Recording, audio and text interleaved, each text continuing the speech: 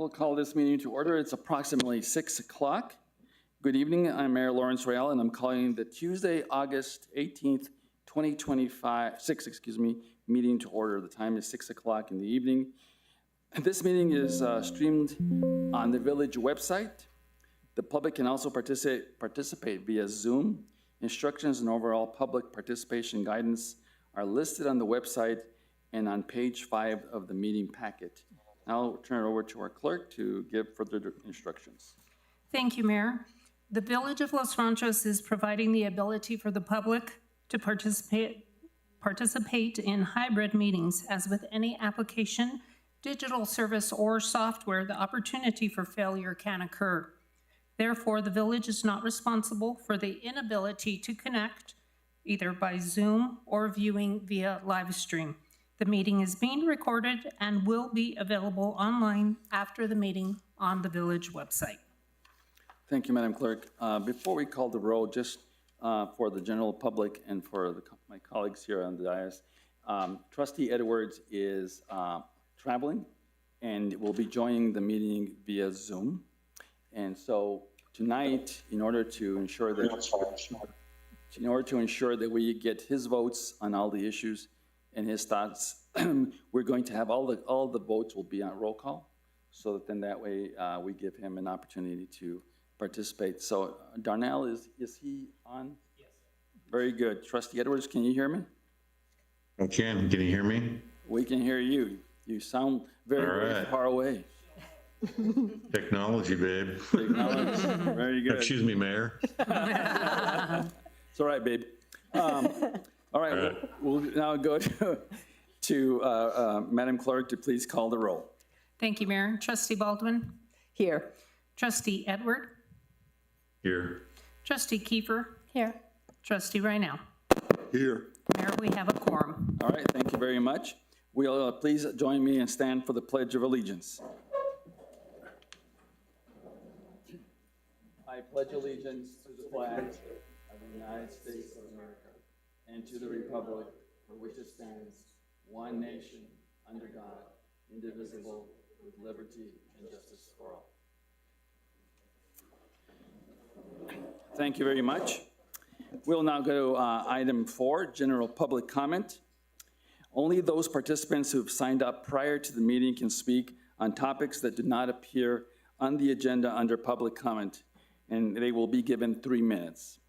To be fair to others waiting to speak, a timekeeper will make an announcement when the allotted time is up. Therefore, it is important to keep your comments short and plan on making your point as quickly as possible. No action can occur on these items. If you have questions, please feel free to contact the staff during business hours. Madam Clerk, would you please proceed by calling up the individuals that have signed up for general public comment? Thank you. Our first individual is Mr. David Montoya. If you would, please approach the podium, state your name and address for the record. You have 3 minutes. Thank you, Mayor, trustees, and I don't want to interrupt the bromance that's just, preceded this. But I say that what I'd like to talk about is the fact that right now we're facing a huge hurdle in front of us. We were promised, as you all know, during these times that we were going to get this huge El Nino. And I want you to imagine for a moment what our village would look like if much of our large tree canopy begins to disappear like it already has started right now. We have lost the acequia. We've had 2 irrigations this entire year. It's lowered the water table. Many of our trees can't reach it. And I think that the village should take measures, and I think they can be done very inexpensively by just telling people, like, go up to 6900 Rio Grande, and somebody has taken that property and just irrigated around the root zone and grown grass around the trees. And we can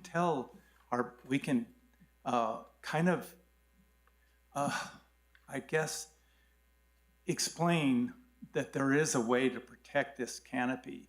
But if you think about what our village would look like if this continues, and it could, for another year, because a lot of our water is going down south to the chili and the pecan harvest, and they've gotten 5, 6, 7 irrigations. We've gotten 2. So I think it's can take a concerted effort, and I think our village can get together, and for not a lot of money, we can put it out in the village vision to explain to people and educate them on how to save these large trees that really will lower our values of our property. Because the thing that makes our place special is our acequias, access to the acequias, the large trees that still exist there and on some of the precious properties we have. So I just want to, we have 4th Street that through the first zone we made, we've started a canopy, and it's really beautiful. And it doesn't take long for a tree canopy to be wonderful to walk under. And I don't know how many of you walk, but if you walk, you'll see that it's so much easier to walk where it's shady. And I really appreciate your time, and I really appreciate the work you do. I could never do what you guys are doing. But there comes a time in the affairs of men, taken at the right time, leads to fame and fortune. Mr. Montoya, before you leave the podium, would you state your address for the record, please? 8831 4th Street. Thank you. All right, thanks. Thanks, David. Our next individual is Mr. Vincent Sanchez. Madam Clerk, if you might read the instructions related to the planning and zoning Yes, Mayor. before Vincent. If you would please hold Mr. Sanchez so I can read the statement that I overlooked. Before we begin general public comment, please note that comments on any active planning or zoning applications or applications still within their appeal period are not permitted. These items are or may become quasi-judicial and can only be discussed through the formal hearing process to ensure fairness and due process. The Director of Planning and Zoning may interrupt public comment to advise the speaker if their remarks fall within a quasi-judicial case. Mr. Sanchez, with that, if you don't mind, going ahead and starting with your name and address for the record. My name is Vincent Sanchez, 6802 Rio Grande. And like Mr. Montoya, I have a deep-rooted concern about the acequias and things as a whole. And one of the things I've thought of is that as someone who has an interest in it, I'd like to kind of reach out to anybody in the village that deals with acequias either on a private level or on walking, or their property maybe even abuts it. I would be curious to talk to you and get your perspective on how you think it affects your property within the village. Thank you. Thank you so much. With that, Mayor and trustees, that concludes public comment. All right, thank you very much. Appreciate that. We will now go to item number 5 on the agenda, presentations. We have, for those of you who attended the National Night Out, we have some good news, and I'd like to call up our Public Safety Director, Greg Pettis, to introduce our new area captain for the Bernalillo County Sheriff's Department. Mr. Pettis. Mayor, trustees, good evening. It is an honor. I got to do this at National Night Out. I'm getting to do it again here this evening before our trustees. It is my distinct honor to introduce the newest captain from Bernalillo County Sheriff's Department to the Village of Los Ranchos, Brad Cooksey, and we'll turn it over to him to say just a few words. Very good. Mayor and trustees, thank you for having me. I see some faces from National Night Out, so it's all good to see you again. Some things I spoke about at National Night Out, I just wanted to repeat because I think they have deep meaning. There's a simple relationship between public safety and people, the citizenry. You pay your taxes and you expect us to keep you safe and protect your life and property. And all we ask in return is just support and stand behind us and partnership. Because in communities where there's a partnership with law enforcement, the data shows just lower crime numbers, and I think that's obviously evident in the village. It's wonderful to be back up here. People have been very welcoming to me. It's been about 4, almost 5 years. National Night Out. It looked like a fair. There were so many people. I think that just speaks about your community here, how many people are engaged and involved. But I met a lot of wonderful people, and I understand some of the issues here are some of the driving behaviors. I think that's a prominent matter here, and I think everyone knows that. And I've got some, I don't want to put everything out there because I've got some behind the scenes tactics to approach it, but we also have a traffic unit to help us. So we're going to target that for a little bit and hope to slow people down. And again, I thank you for the warm welcome, and it was good to see everyone that night. Thank you, Mayor and trustees. Trustees, any questions for the captain? I would just say, Captain, I've already noticed some of those new ideas, and I just want to say thank you. Thank you for for not only stepping up to help our community, but also for genuine interest in doing the job. I've seen some things that are already beginning to play themselves out in the relationship you have with our public safety director and the needs that we have in the community. So thank you so much for all the work you do and the men and women of your department, for sure. It's an honor for us, and thank you for reiterating the former chief and I have a good relationship, so we work hand in hand, so it's good to be back working with him. So thank you, Mayor, trustees, and everyone that showed up. Thank you for having me. All right, thank you. May I say something? Oh, I'm sorry. Captain, I think Trustee Kiefer, I'm sorry, wanted to say a few words. No, I just wanted to say it was a pleasure speaking with you at National Night Out, but also on my way in, I saw one of your deputies on Chavis Road, just waiting, and so I'm glad I wasn't speeding. They're out and about. They are out and about, and I think that's what people have been asking for, and so it's great to see, and so thank you. And you'll see them in multiple areas at different times, so we'll keep everybody on their toes. Do you have the get out of jail free card for me? I've got an email, and you were really nice that night, so I think you get the first one. Oh, sorry, that brings up something. If anyone, I'm so sorry. Thank you for bringing me back up. If anyone has gone to the substation and noticed that it's been shut, we're in the process of hiring a new administrative assistant. Wonderful young lady will be on soon. She's actually from the area and knows the North Valley well. So just bear with us. If you need something, you actually don't have to come to the sub. If it's a non-emergency, 798-7000, we'll come to you no matter what level of priority non-emergency. You get home from work and you need us, we'll come see you. So thank you. You just reminded me of that. Thank you, Mayor, trustees, appreciate you. Thank you. Thank you very much. All right, very good. Excited to see what the new opportunities are on public safety. So now we'll move on to item B, which is a project update on the 4th Street renovation. 2A, and the project manager is Ms. Rinaldi. Maria? Mayor, trustees, I actually have a handout because I have a hard time following along. Thank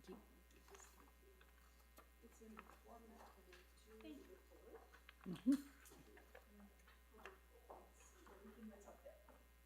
So this is just an in-depth project report on 4th Street itself, where we are.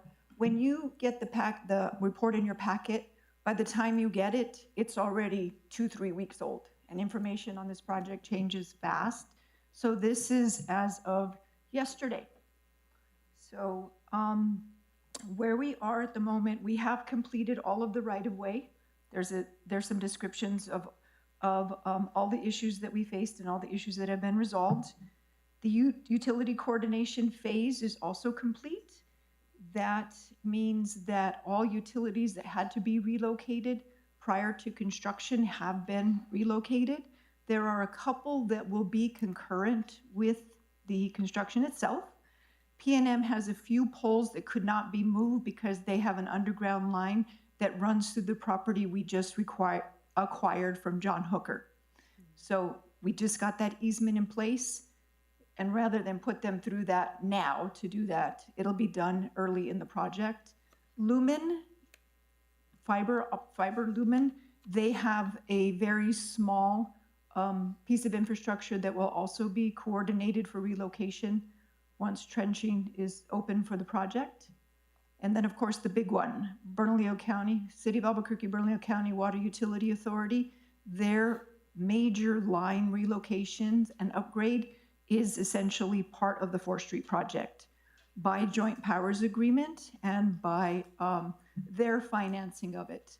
When the project is awarded, they will be given an invoice and they will pay the estimated amount at the time of the award of contract. That's all bid tab items in our project. If it goes over, they owe us additional money. If it goes under, we pay them back whatever the difference is. So that's all done and set in place. We are in what's called PS&E phase now. So all previous phases are complete. We are in review of final contract documents, construction drawings, plans and specifications, and all the certifications, which is they are reviewing all of our right-of-way mapping and all of the documentation of right-of-way acquisition. They are reviewing all of the due diligence and the utility certification, making sure that all conflicts have been resolved and those that I explained that'll happen during the project, that everything's set for that. And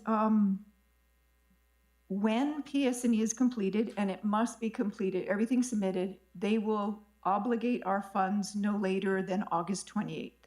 And when I say obligate our funds, they will obligate the federal portion. And I'll get into the funding formula in just a minute. So August 28th is the day that the project is, as Trustee Baldwin said today, it's showtime. August. Maria, would you, just for the purposes of those who Oh, are am I not listening- saying sorry? Sorry, Darnell. Yeah, the PS&E might be an interesting one to describe what right that is. there. Okay, so everything I talked about before, the utility investigations, the environmental, cultural, all of the investigations that go into the design of the project, they've all been cleared and submitted to NMDOT for verification and acceptance. Final construction plans, that is the actual construction drawings and specifications for the construction of the project. That is also submitted to NMDOT for their review and approval. And then the contract documents that are the basis for the bid. The bid tabulation sheet that has all of the bid items for the construction of the project. And that's all packaged in what's called PS&E. Once they are done, NMDOT is done with PS&E phase, the federal funds are obligated. That's showtime. Your money is available, and I have already requested the construction agreement. All the agreements on this project thus far have been for design and right-of-way acquisition. The final one is construction. When NMDOT says by the 28th of August that this project is ready for bid, they will generate a construction agreement that will come before the Board of Trustees by resolution for adoption and execution by the mayor. And then you have construction bid phase, Darnell. The construction, I got ahead of myself. The village advertises for bid. There's a minimum of 21 days, working days advertisement that Danielle will be sure and take care of for us. And there will be a pre-bid mandatory meeting because this is a federally funded project, and the hoops and loops and hurdles that a contractor has to go through over and under on a federal aid job is significant. And you want to ensure that anyone who's bidding on this project understands that it's a federal aid job. Anybody who's not prepared to deal with that, they'll be at the pre-bid meeting, they'll see that, and they hopefully will not bother to submit a bid. And then you have bid opening, tabulation, and award. Currently, Bohannon Houston Inc. is the engineer of record, and they are contracted through recommendation for award. Their fee, they'll continue to invoice us through their letter of recommendation for award. And then it is all the villages. And then the construction phase is 275 working days. You can do a project in calendar days or working days. This is working days, so it does not include weekends, holidays, or any days that the village says there can be no work. And we have a few of those. There will be notice to contractor in the contract documents for any events that are already on the calendar, and there'll be a notice that will be negotiated between the village and the contractor for reasonable accommodation for something that might come up. But once you award the contract to a contractor, that corridor is theirs. It is no longer the village's. So that's why the notices to contractors for any contingencies must be in the contract documents. And then the clause, reasonable accommodation. So we got Magda covered on a few of those things, shop and stroll, Globitos next year, that kind of thing. Anything that was provided for the calendar. Darnell? So this is, in the green box here, we have a revised engineer's estimate. In plan specifications and estimates, everything gets reviewed and reviewed and reviewed and reviewed. There's a comparison to similar bid items of similar projects in the metropolitan area. That's how the estimate is devised. That changes over time, and since the report went into the Board of Trustees packet, the engineer's estimate has changed. This is considered final estimate. So the final estimate for Pueblo Solano through the intersection of Ranchitos is $11.1 million. And then you have the funding secured for construction. We have $1 million in right-of-way and construction, balance of what is not expended on right-of-way, and we have purchased all our right-of-way. When we go to closing on this final piece of property in September, you'll have your balance of this $1 million that will go towards construction. We have legislative appropriations. We have 5 years of legislative appropriations in the amount of $1.54589. We have a New Mexico Road Fund award of $1.5 million. We have a residual $75,000 that was a former fund, TPF, that's now the road fund. They didn't require the match, but we kept it budgeted for $75,000. Darnell? Darnell? Oh, there it is, okay. And we have what's called Surface Transportation Program local money in the amount of $6,624,000. That is in 2 different fiscal years, and each one is broken down by the amount of the federal, first amount $3 million, and federal fiscal year 1.9, with the Village of Los Ranchos match. In the parentheses is the total match of $964,509, which is included in the bar tonight for budget adjustment. So what finance will be doing is they will be budgeting the receipt of the federal funds, the expenditure of the federal funds, and the expenditure of all local matches. That's just for that portion. You're not seeing the full total budget for the project. You won't see that until we have an actual construction cost. And the last part that we have is we have cash reserve fund allocation in the amount of $1.475627. This is money that the village has been socking away specifically for the forestry project in the, I call it road fund, but it's municipal street fund. So that money is in reserve for this project. And so we have an engineer's estimate of $11,137,592, and we have funds secured in the amount of $12,215,589. So we have a little bit of a cushion there, and we'll see how the bids come in. Okay. That's a lot of information to sort of absorb. Let's sort of talk about this in general. All of these funds, and I think Maria went through a lot of painstaking sort of conversation about once you have a federalized project like this is, there is a whole level of review and oversight that is not what most of us in the local government, when it's all New Mexico funds and or local funds. And as such, a contractor that will be selected will have to be a contractor that has a very good understanding of how to manage and work with federalized projects, as we call them. So I have obviously a great deal of respect for Maria and the work that she's done to this point, and has gotten us now to a point where we're ready to make that next step once the DOT finishes their review. But as like any other thing that we've seen, with all of the, if you will, economic impacts that are happening across the country, and New Mexico is not is not an island. We are impacted as well. And so as we put this out to bid, we will see whether or not our engineer's estimate really matches the money in our pocket. But as anything else, once we get those numbers, we'll have to come back and have that conversation about, fortunately, we'll be in good shape, and if we're not, we'll have to obviously, as they say in the business, we'll have to value engineer this and decide what we absolutely need and what things maybe we need to set aside for future, if you will, expenses. But Maria, just again for the public's perspective, this is from Pueblo Solano all the way to the intersection of Ranchitos. Through including all improvements to the intersection. The intersection. I will say to you all in my time here so far in watching this process go, I know lots of folks are frustrated to some extent that why is this taking so long?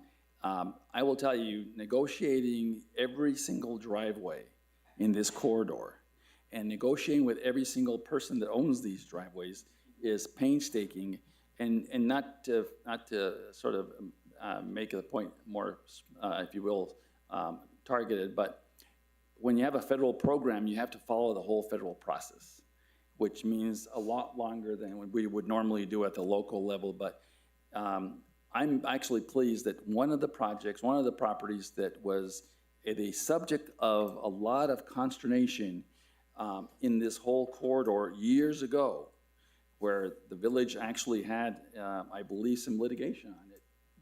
After some conversations that both Maria and I had, we were able to actually get this particular individual to come on board and support. So hats off to Maria and to the work that we've been doing on this, because that was really the one cornerstone that I was nervous about early in this process when I was appointed. And so we're there and we're ready to go to the next phase. So trustees, I don't know if you all have any questions of Maria on this. Trustee Kiefer. Thank you, Maria. The only question that I have, and only because it came up at the last board meeting when we had a presentation by Bernalillo County and their extension from Alameda on 4th Street and their slimming of the road, was making sure that we don't slim the road at the same time that they're slimming the road when they're doing their one-way diversions. And so I guess the question is that something you said once we turn it over, it's theirs. So is that something that's being addressed in the conditions, if you will?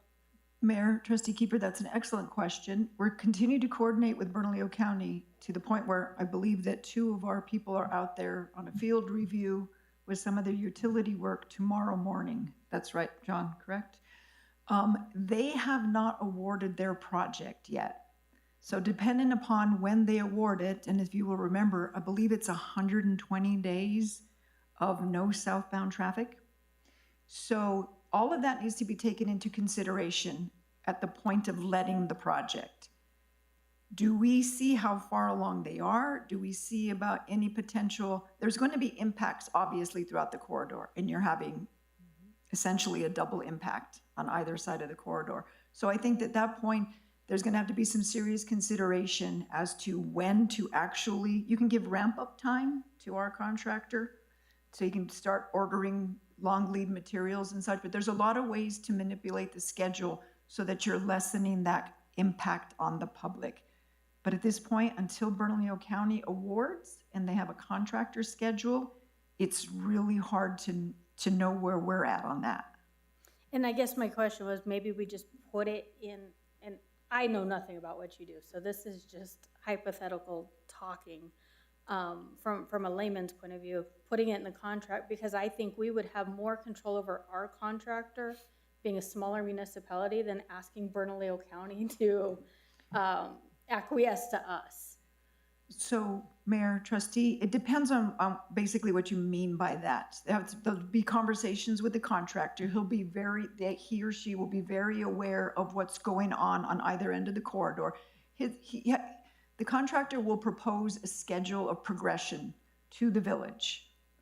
You have the right to approve, to adjust, to do anything that. But once it is set, unless there are like impacting issues, that's pretty much it. That's why it's going to be so important to know where Bernalillo County is at the point that this contract's awarded. But I would just add, Trustee Kiefer, I think I think your point is well taken. When we get into the negotiations after the award, the contractor will propose a schedule and a structure in terms of how they're going to approach the project. At that point, we have an opportunity to, if you will, have a conversation with the contractor to, if there are some changes where we see that the county has closed their corridor and perhaps we want to keep our corridor open or what have you, that we can have those conversations. Of course, all those come with the stipulation that whatever we change from what they propose will could add additional dollars to the project. And time. So it's really one of those classic scenarios that it really is, and this is why I think it's important for have this presentation, why I wanted to have it early, because we've been waiting for a long time to get this done, and I know there's lots of folks in the community are eager to make it happen, and I am too. But as life would have it, you know, we have a county project that could be starting anytime within the next 6 months. We, by serendipity, have a project that we could be starting within the next 6 months, and ensuring that we're both coordinated with each other to the extent we can to avoid what you're talking about is really paramount in this process. And so, yeah, we'll keep that in mind for sure and making sure that we keep the pain to a minimum. On the other hand, I know that lots of the business folks would say, look, if you've got to shut it down right away and let's just get it done so that we can make sure that we can survive. Others may say, look, keep a trickle of profit going through because that's the only way we can survive, right? So it's that balancing act that we'll have to work through, but those are all good points for sure. And Mayor, if I may, Trustee, there is no point in this construction that requires a complete road shutdown. That's the good news. Yeah. Although I will say that, you know, I always worry about our utility folks. And keep in mind, you know, when you have gas, relocation of gas lines, and you have relocation of water and sewer, especially water, there's always those unintended or unpredictable issues where we have some things that are under the ground that we didn't see that have to be redone, and all of a sudden we're having to close for a period of time, hopefully a short period of time, to make those, because you can't have people not have heat in the wintertime, or quite frankly, to David Montoya's point, not have water at all. So we've got to work through that stuff, but those are good questions. Any other concerns? Just a quick one. So if August 28th is when you expect to have that final check mark from New Mexico DOT, and you've got 21 days for minimum bid, and you have to have a pre-bid mandatory meeting, when do you sense, based on that, that the Board of Trustees will be receiving that sort of estimate of award that, let's go? Mayor, Trustee, there's one step in there that you missed, is we have to wait for the funding agreement for construction. So once the obligation of the money by the 28th of August, they will issue, it's already been requested, they will issue an agreement that will come to the Board of Trustees. And this is the end of obligation period, so there's a lot of projects in the hopper. I can't even guesstimate how long it will take for FHWA, Federal Highway Administration, and DOT to turn that contract around. And that it depends on how quickly the village gets it in front of Board of Trustees and executed and returned.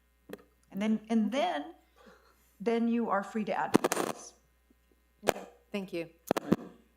Trustee Edward, do you have any thoughts about this particular matter? Yes, I do. Thank you very much for asking, Mayor. Hey, Maria, how are you doing? I know you're working hard on this for a long time. So we kind of grilled the Bernalillo County on the number of days and then closing things down. You've already touched on this a little bit. The mayor talked about it. I think overall, people in New Mexico get frustrated with projects that seem to linger and languish.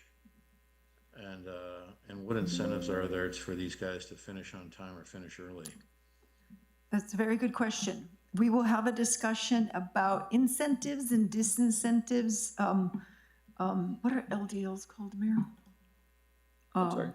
Liquidated damages. Oh, liquidated damages. The contract will include liquidated damages at whatever percent FHWA allows based on the estimate of the project.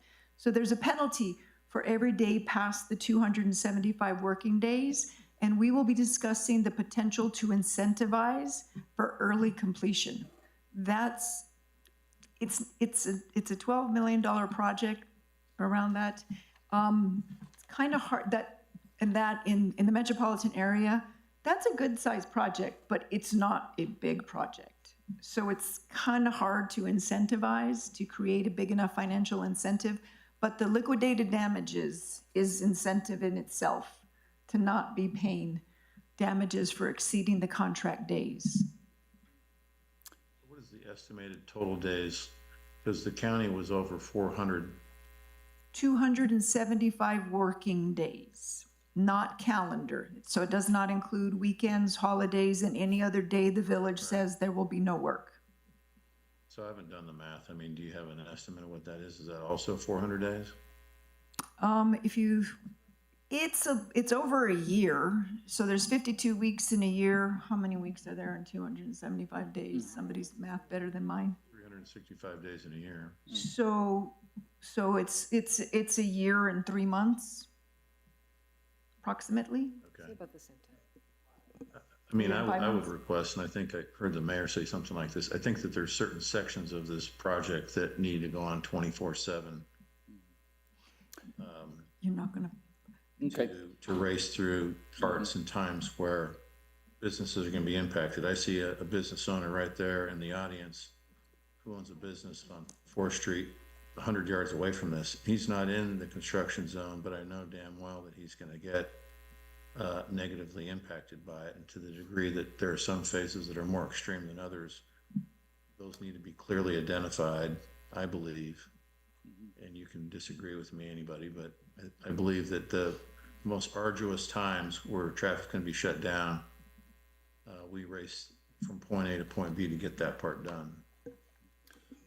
And Trustee Edwards, I don't disagree with you in the sense that we're going to look and see how creative we can get. There is some structures we might be able to use in this bid process that we've been talking to the engineering firms about how we might get creative about areas or aspects of the project where we can condense some work. I think the last piece, really, it comes down to the one question I think everyone has here, and that is the costs. If the more you incentivize the costs and provide those incentives, obviously we would have that conversation here at the Board of Trustees to say that we want to incentivize this project because we want to, have a better impact on the length of time that it takes to build the road, and how do we pay for that? So, but your points are well taken. I think you're absolutely right. To the extent that we can figure out how to expedite some of these pieces, keep in mind there's like, as I look at this, there's the stuff on the ground, and you've got two major utility companies. One is the water utility, the water authority, and the gas company for the most part. I think a lot of the telecom stuff is fairly practical. And then you've got the actual paving of the facility and then you have the curb and gutter and all the other right-of-way pieces. So I'll just commit to all of you and to you, Trustee Edwards, that we're gonna look at this very closely and see where we can make up some days, and if there's some opportunities to figure out how to incentivize the piece to get it done as quickly as possible. I too want to make sure that our business community can survive the investment for sure. Mayor, may I comment additionally? I'm sorry. Go ahead, Sorry, Trustee Edwards. Trustee. I just wanted to say that the contractor is required to provide access to all property owners, private businesses, residential, at all times. The only time that there will be limited or no access is when the contractor is building back a curb on non-public property to be able to make the transition, to build the transition through people's driveways. Other than that, and that's with adequate notice to the property owner and coordination with them as to hours of operation and when this work should be done, but they are required at all times to keep access. And I'm actually working with Magda to put together a resource book that the Main Street community, the Main Street, Los Ranchos Main Street will use to coordinate between the contractor, project manager, businesses, and property owners to make sure that that's a smooth transition, and that any information a business or property owner needs is readily available to them. We're working on a resource guide that will have a lot of resources for Magda to work with the project manager to make sure that all that communication happens in coordination. Okay. Trustee Edwards, any other Is that by thoughts? ordinance or state? I'm sorry, Trustee Edwards, what was your question? I was just going to ask that requirement to have that access, is that by a state law, or is that a statute, or is that our ordinance? That is in the contract, Mayor Trustee. That's a requirement of the contractor within the contract document. All right. I do have one other quick question. Sure. Are we going to get sticker shock with the numbers that we have? How old are those engineers' estimates? 2 days old, Mayor Trustee. Okay, thank you. Thank you, Trustee Edwards. All right. Very good. Any other questions? Oh, Trustee Reina, go ahead. Yeah, I just a quick question. The oversight of the project is being done by the village, okay? Is that correct? So the oversight of construction is being done by the village? It is a local lead project, Trustee. Right, yeah. You'll have partners in that, but the primary manager is a representative of the village. Okay, and then in terms of inspections, that's not outside of the contractor's responsibility, I would imagine. So there are, Mayor Trustee, right now, and this will all be included in the contract documents. There's what's called quality control, quality assurance, and independent analysis. So there are inspectors inspecting inspectors of the inspector. Just to ensure that what the contractor is putting in the ground is quantifiable, relates to the bid item, and is of acceptable materials per specification and construction documents. So it's a very, that's why federal aid projects are very intense. Okay, thank you. Yes. Thank you. All right. Well, thank you, Maria. Appreciate the work, and we'll look forward to the next steps here. Great job, Maria. Yeah. All right, we'll now move to item 6, approval of the minutes. We have the minutes of July 21st, 2026 regular meeting. Is there a motion to approve the minutes? I make a motion to approve the minutes. Do we have a second? Second. It's been moved in second. Are there any corrections or changes to the minutes after been reviewed? If not, there has been a motion and a second to approve the minutes. Madam Clerk, to call the roll. Trustee Baldwin, Aye. Trustee Edward,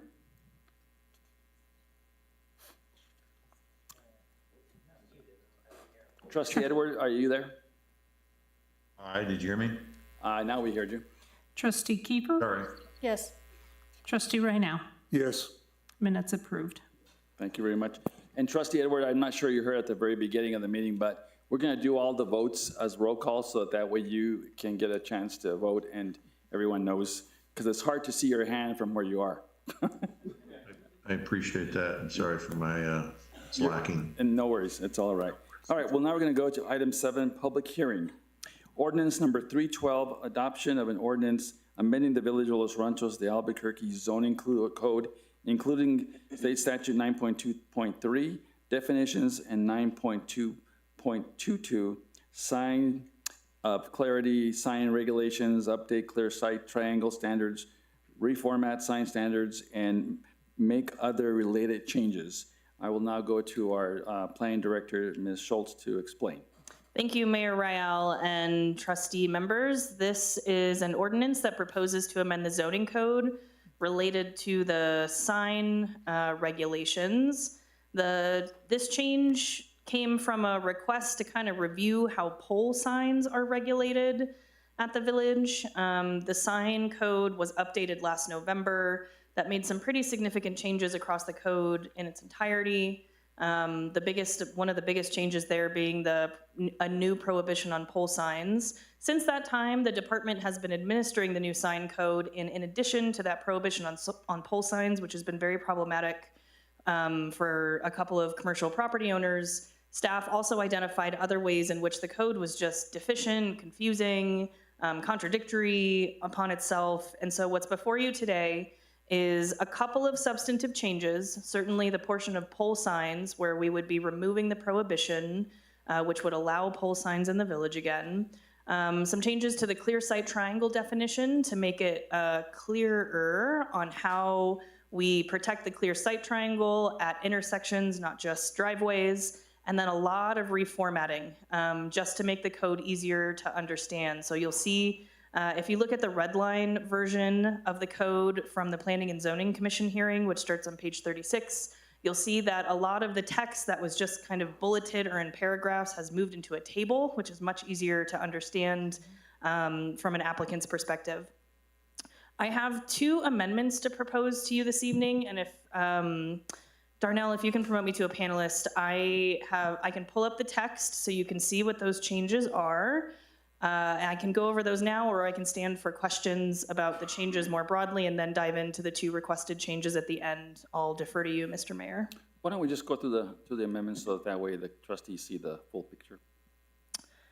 Thank you. Okay, so I've got 2 proposed changes.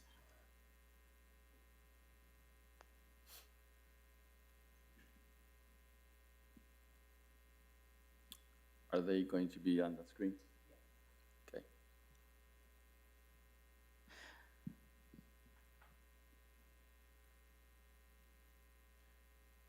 Nice logo. And Madam Clerk, while Darnell is bring them up, do we have some folks signed up for this? Mayor and trustees, we do. Okay, good. All right, just want to make sure we don't get too ahead of ourselves. All right, go ahead. Okay, Mayor Rael, trustees, the first proposed change relates to signage at a business that is no longer in operation. The code did have some provisions for the village to kind of revoke a sign permit if a village or a business quits operating, but I would like to supplement that language to make it clear about what the village expects when someone goes out of business. So what this would basically say is once you're out of business for 180 days, all the signage that identifies that business must be removed. We would not make someone remove a monument infrastructure or take down kind of the caging on a wall-mounted sign, but anything that identifies the business with words or imagery, we would request that get taken down. This is to help kind of prevent visual clutter along the 4th Street corridor and just make it more clear to residents what businesses are here and which ones are not. I kind of took this language from some other codes around the state and talked to some other planning directors, and this is pretty enforceable from their perspective. So this would be my first requested change. All right, and then let's go to your second. And then the second would add a new sign type. So this is the table that regulates commercial signs.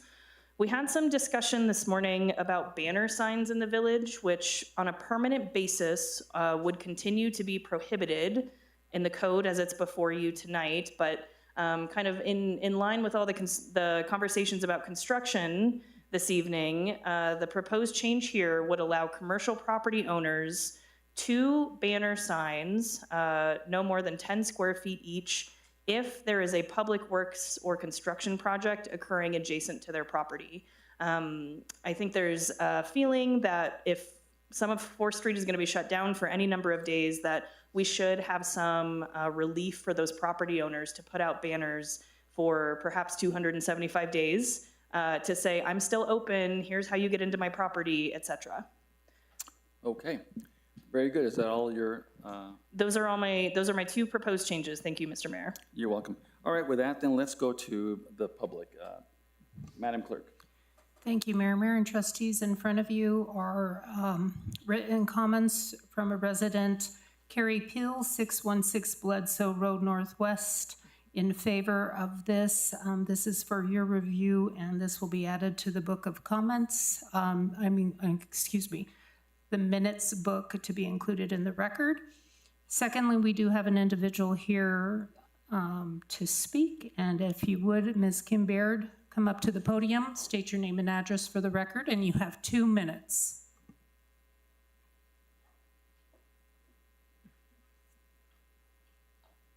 Mayor and trustees, thank you for having me here this evening. To be honest, I was very naive about any proposed changes for the sign ordinance, and we actually have a pole sign that is part of our property that's been there, and it was approved by the village and everything else many years ago when we did construction. And so I'm really excited about the proposed changes because I think it's very important. And so that's really all I want to say. Thank you for having me. Thank you. Thank you, Mayor and trustees. That concludes comment on this item of business. Okay, very good. So now we're on the actual document or the ordinance. Is there a motion to approve the ordinance and then entertain the amendments after we have a motion on the table? Mr. Mayor, Mr. Mayor, I move adoption of ordinance number 312, amending the Village of Los Ranchos to Albuquerque zoning code related to signs. Do we have a second? Second. All right, it's been moved and second. Now we will go to the amendments as proposed, and then we'll go back to the original bill. So the first amendment that was proposed to the code relates to the signs that are for vacant properties. Is that correct? The removal of signage on businesses that are no longer within operation in the village, yes. Do we have any questions on that particular amendment? Like to. Trustee Edwards? Yeah, so in thinking through the sign ordinance, the elements of historical signs or character signs that make the village unique, or the stretch of road that it represents, such as Route 66. I think when it comes to these things that a business is no longer there, there's some, I think, culturally interesting signage that, you know, it shouldn't necessarily be taken down, and I think that Shanna implies or indicates that. But my question to her is, and to the rest of the board, how you see any signs along there that might bear any sort of unique credentials or artistic or historical elements, and this amendment for 180 days. Do we treat those differently, or do we have that administrative call to not have to do that? Mayor Rial, Trustee Edward, thanks for the question. There would not really be any administrative leeway if the provision is put in as I proposed it. I either have to enforce that at 180 days or choose not to. And if there's a violation that's brought to my attention, I will not choose to not enforce on that. I do think that the structure, as presented in the language, the structure of the sign would never be asked to be removed. So if there is perhaps a historical pole sign that's housing some kind of neon lettering and that business has gone under for 180 days, they would be required to either remove or obscure the lettering, but the infrastructure itself would stay in place for the next property owner to come along and update that signage as they see fit. So the intention is to, I think, leave the majority of the infrastructure of those signs in place, but just require the lettering or the kind of naming on the sign to be removed or obscured. Okay, that's a very good question, Trustee Edwards. I hadn't thought about it in that definitive way. Trustee Kiefer. Thank you, Mayor. And I kind of have, my thought process went with Trustee Edwards is, I'm thinking El Camino Hotel and knowing it's for sale. And they may not keep that name. And to have that sign torn down because it's sold for 180 days would be quite disappointing for sure, especially if it's at our request. And so I think it does the opposite of us trying to preserve our identity rather than replace it. Sure, I think that's an interesting point. Trustee Baldwin? So, Director Schultz, let me just see if I understand this. So, as proposed, the infrastructure, so again, we'll use El Camino because that's a good example of an iconic sign. The sign itself, the structure, the shape would all be there. But if in the process of the sale, I wouldn't assume that a business would close for 6 months, but I suppose it's possible that right now, if a business came in, they have the ability to take down a sign that isn't under historic designation protections. Is that correct? Mayor Rael, Trustee Baldwin, yes, the village doesn't really have anything on the books to require a sign to stay in place. Okay, and there are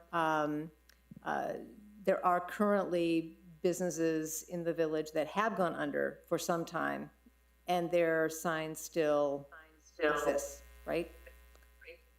Mayor Rael, Trustee Baldwin, yes, there are several examples, particularly along the 4th Street corridor of that. Okay, so, I mean, one way to get at this would be if something is designated as a historic building, that there be some kind of additional consideration if the sign is also a part of that designation. And I don't know how many properties on 4th actually have been designated, but that would be one way to make a distinction that isn't a subjective ad hoc on the fly decision. Mayor Rael, Trustee Baldwin, yes, the designation you're talking about is through the State Historic Preservation Office. They will place buildings on a historic register. The village itself doesn't have its own local registry. And I agree with you, I don't know how many buildings along 4th Street are actually on that national register, but I think we could put a provision into the code that exempts buildings that are on the state's historic registry from that particular clause, which requires sign face removal. I think that's an interesting way of approaching it. I will say, though, obviously, like anything else in life, as the old saying, beauty's in the eye of the beholder. If the village thinks that this sign is really iconic to the village, but the state doesn't necessarily think it's in that category, because there is a standard for historical signs that designated by the state versus perhaps local signs that we think are just cool. And so this one is an interesting one. I think that what I gathered from the amendment, what we were really trying to get at with this is, you know, obviously marketing, if you will, signs that when the building has been closed for 6 or 8 months, and I'll give you a perfect good example, and we all sort of know what we're talking about here. Mm-hmm. It's the gun sign, right there at on 4th next to the Walgreens. It was a restaurant turned into a gun if you will, store, and now it still says guns on it. And it's not because of the gun issue, it's more of the fact that there's so many people that I know that drive in looking for the facility or for the business, and it's been up for a long time. And so my take was, you know, giving an opportunity for folks to be, if you will, responsible, that if the business goes out, is no longer viable or no longer there, that we had to clean up the corridor and not create the clutter that sometimes these abandoned signs can create. But Trustee Edwards and I think Jennifer, Trustee Kiefer, and even all of us know that there is that little delicate balance between what signs are actually more iconic to the village because they've been there for so long, and people, and the El Camino is a good example. Might we consider this amendment and maybe not move on this amendment this evening, and to see if maybe there is some language that we can come up with, Shanna, that might help us get where we want to be, but not necessarily, as they say, throw the baby out with the bathwater, so to speak, on this one, because I think this one is we're getting to a we know what the point is, but it's also very delicate as it relates to some signs that as you know that the village may just choose just to keep because it's part of the historic relationship of the village. Mayor Rael, I'd be happy to look at some potential languages.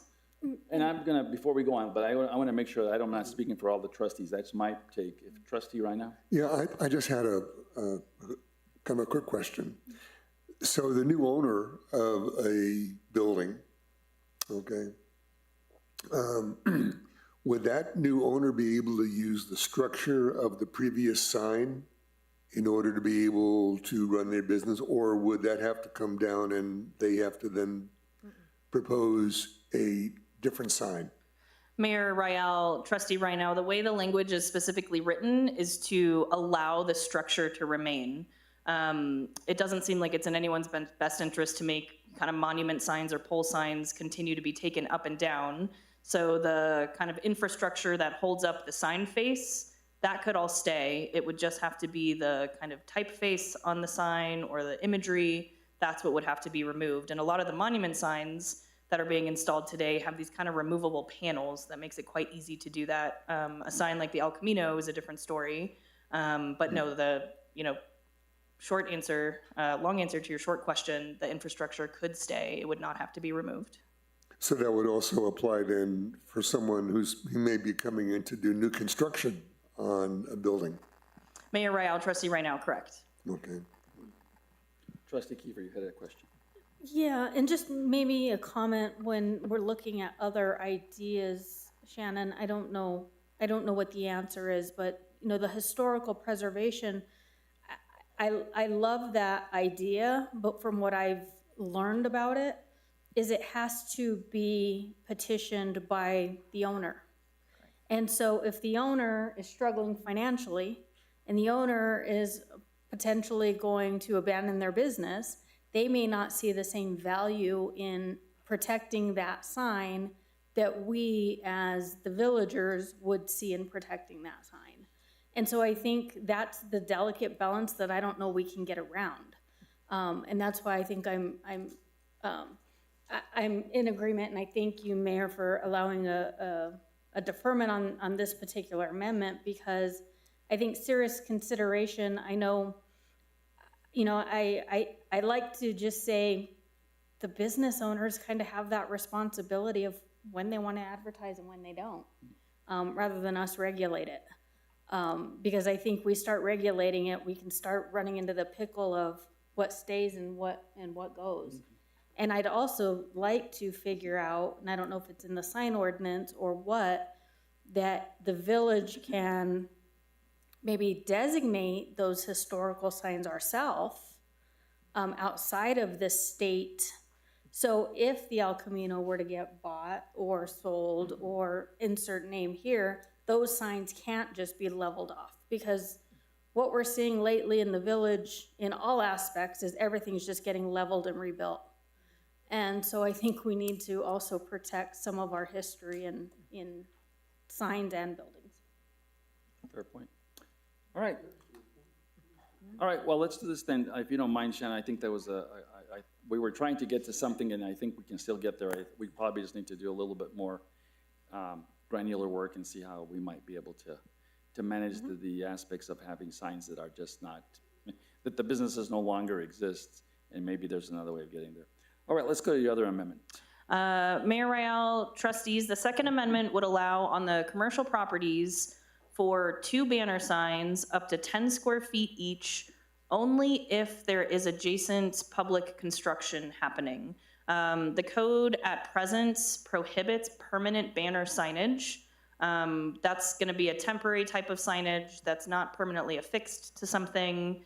You can do a banner sign on a temporary basis for 30 days with a permit, but there's no mechanism to do something for longer than 30 days. And so this would say during a construction project, the village would allow you to have up to 2 banner signs through a permitted process. After that construction is done, those banner signs would need to come down and you would revert back to permanent signage, but this was a means to try to support business during heavy periods of construction, which we know is pending. Okay, any thoughts on this particular amendment? Trustee Baldwin. Director Schultz, thank you. Just so we're clear, and the audience, the listening audience understands, when we talk about banners, that includes what I think we have called flutter flags. Is that correct? Mayor Rael, Trustee Baldwin, yes. In the biz, they're called feather signs. Yes, same thing. Those would be allowed during construction projects. Thank you. All right, Trustee Kiefer.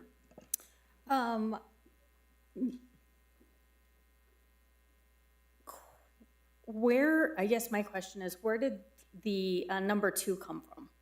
Mayor Rael, Trustee Kiefer, that was me suggesting what might be appropriate based on the kind of street frontage that I'm aware of for the businesses on 4th Street.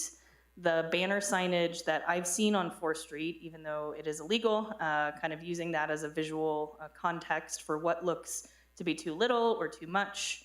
So I positioned the number of signs, a maximum of 2, and the square footage, 10 square feet each, based on kind of what I see on the corridor. Great, and the only reason I'm asking is because you know, we see more properties use banner signs than other properties. And sometimes it's because it's necessary for how their properties are situated and their permanent signs are situated. I guess what I was wondering, and I don't know if it makes sense, but doing, and it may be more difficult, doing almost a calculation based on frontage square footage.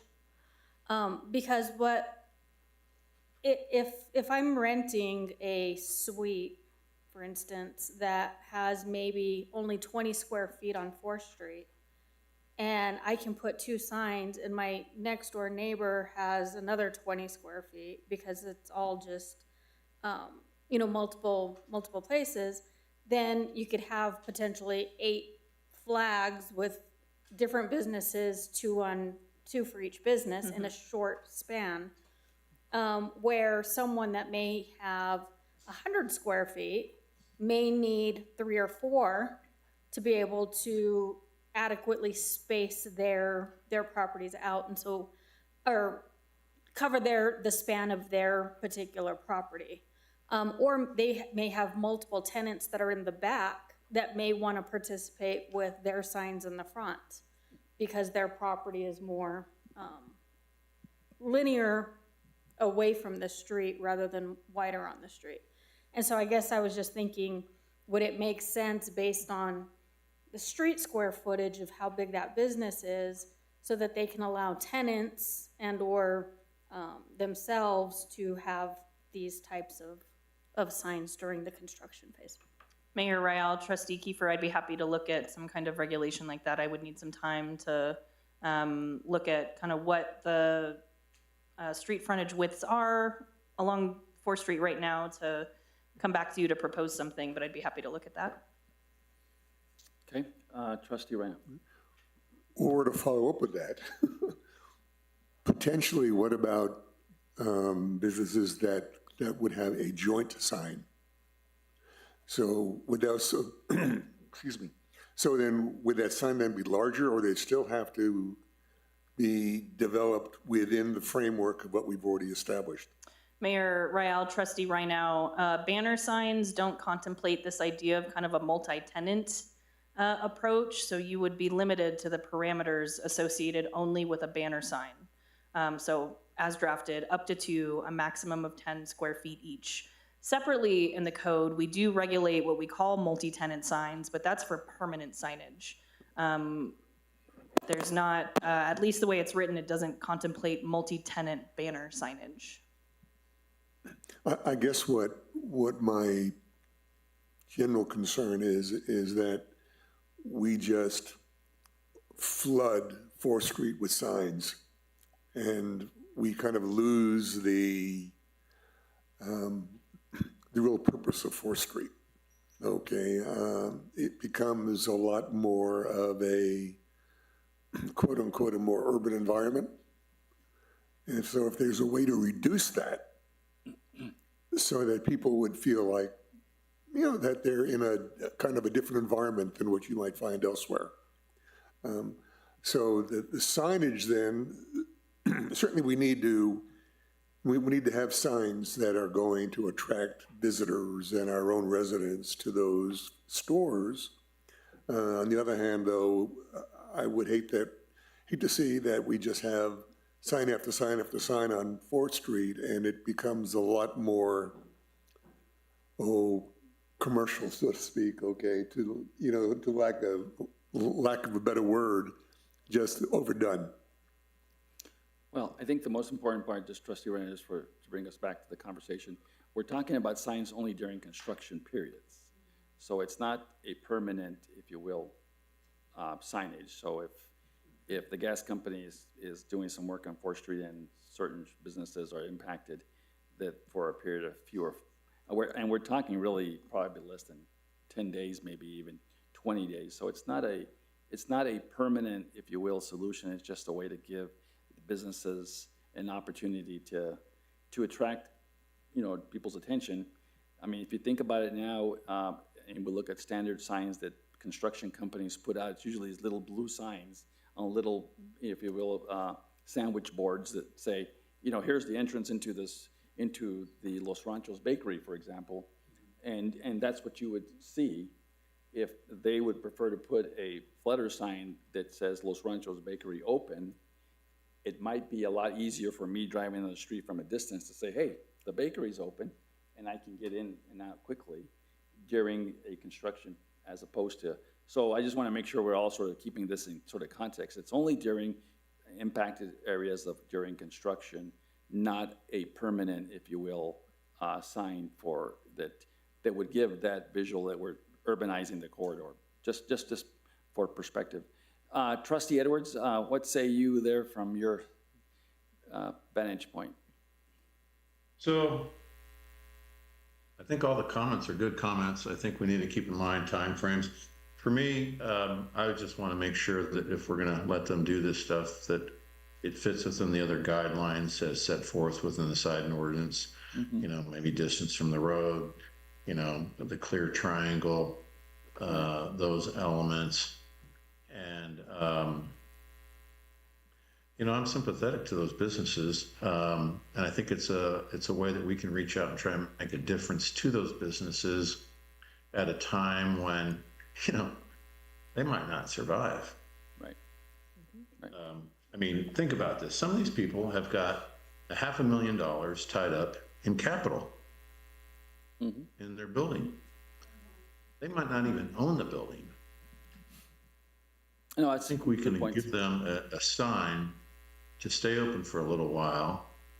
And I think they need to be professional signs too. I mean, something that looks, you know, good and stuff. But, you know, a temporary one, I think it really stands to reason that it is temporary, that they clearly understand it's temporary. And if they try and use it after the fact, then that's when the hammer comes down. And I think we need to do a better job about monitoring our stuff.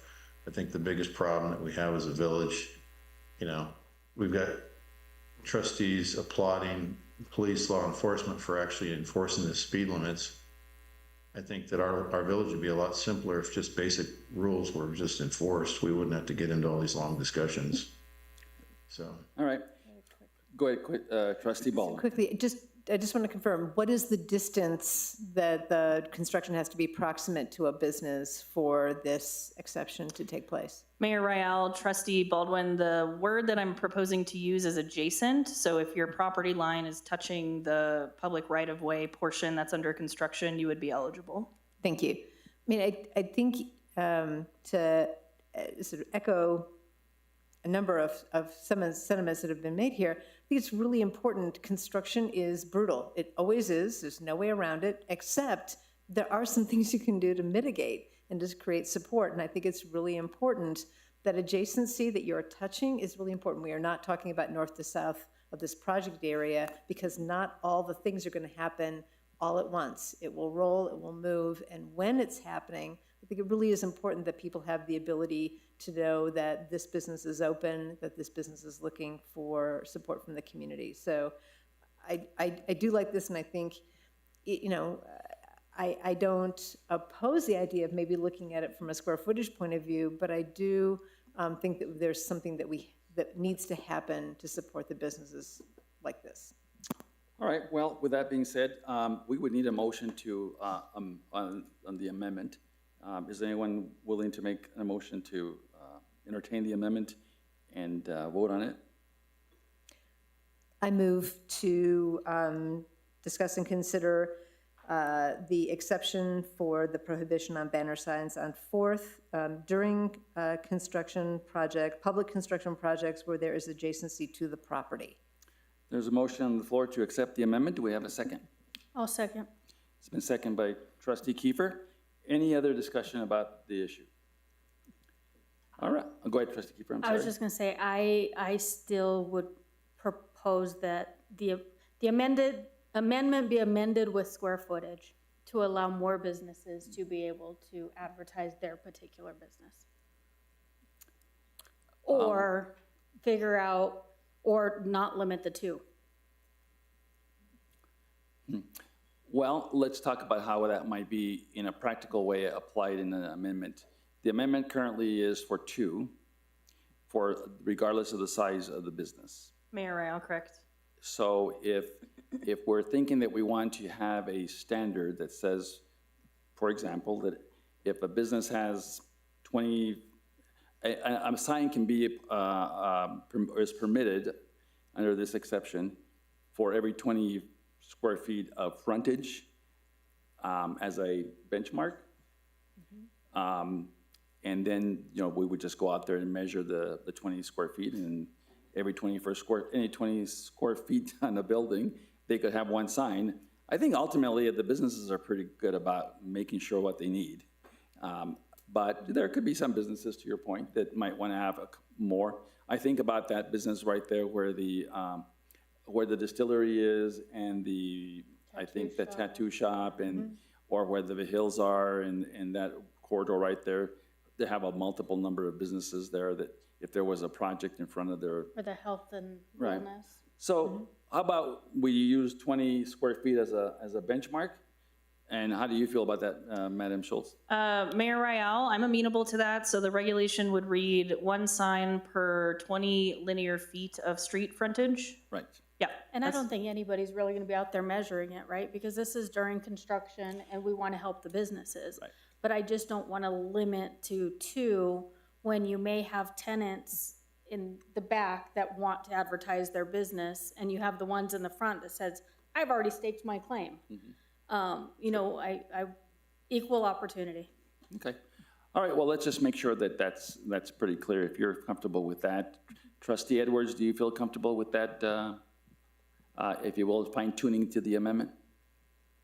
I think that a little bit of clarity always works, and if there's a strong issue to it, somebody can come in and seek a variance, right? Right. Okay. All right, well, we have a motion. I will take that as a friendly amendment to my motion. Thank you very much. We have a friendly amendment to include the square footage, or the linear square footage, I should say. Who's the second? I have the second. Okay. And has been concurred to by the secondary motion supporter. So anyway, having all that said, I may not be the most eloquent way of just saying that, but I think we got the message. All right, all those need to be to vote on this, Madam Clerk, would you please call the roll on the amendment? Thank you. Trustee Baldwin, Aye. Trustee Edward, Aye. Trustee Kiefer, Yes. Trustee Reinell. Yes. Motion passes on the amendment. Very good. So we are now back on the ordinance as presented and as amended. Is there any other conversation on the ordinance on the table? Seeing none, we will then go to the approval for the vote on the ordinance. Madam Clerk. Thank you. Trustee Baldwin, Aye. Trustee Edward, Aye. Trustee Kiefer, Yes. Trustee Reinell. Aye. Motion passes 4-0. All right, we'll go now to, before we go into item 8, which is new business, since in deference to my good friend Trustee Edwards, who is, I know, on a different time zone, I would like to move now to the trustee reports, just to give us an opportunity before we get to the rest of the agenda. Trustee Edwards, we'll start with you. Thank you very much, Mayor. So I'm in Iceland. I don't know if anybody's ever been here. It was called Iceland by the Danish to keep everybody away because it was so nice. And what time is it there? It's what time is it? It's 1:18 a.m. Ah, very good.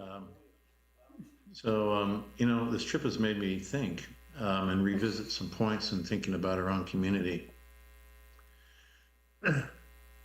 This is a very rural area. I mean, there's 400,000 people on an island, and it's vast.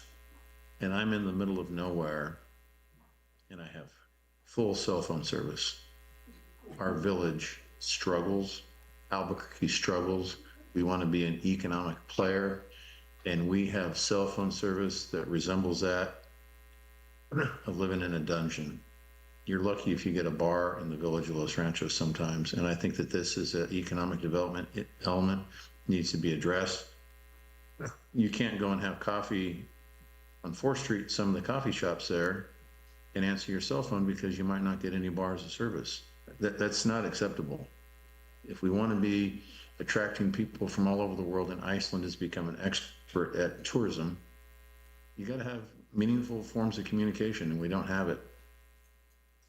They have facilities over here for kids that you would blow your mind.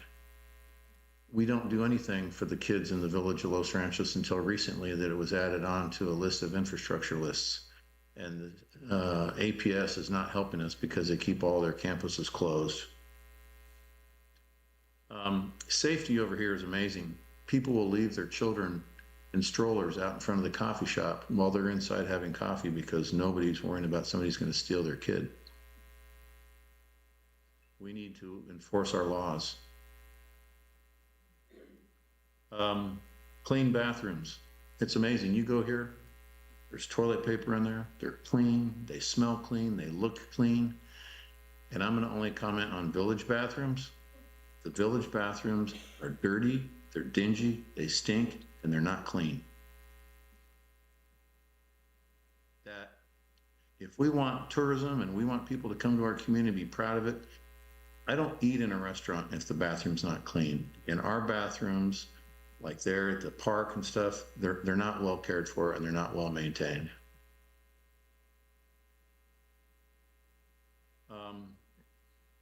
The other thing it's taught me over here is they use textures in a very interesting way when it comes to traffic and creating open spaces and accenting open spaces. And I think that we're starting to do that in some of these road projects that have been introduced to us by our engineers. I think they've done a nice job with that. And I don't think we can underestimate the value of using different textures and different materials and trying to accomplish a more beautiful community.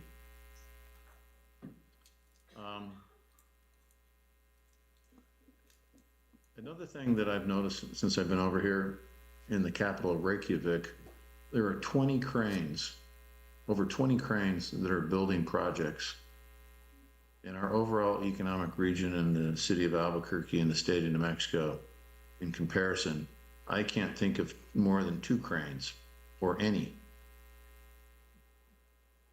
And I think that we need to be mindful of the fact, you know, what are we doing when it comes to economic development for a community and giving people a reason to live where they live and prosper. And over here, there's a very, very, very high standard of living.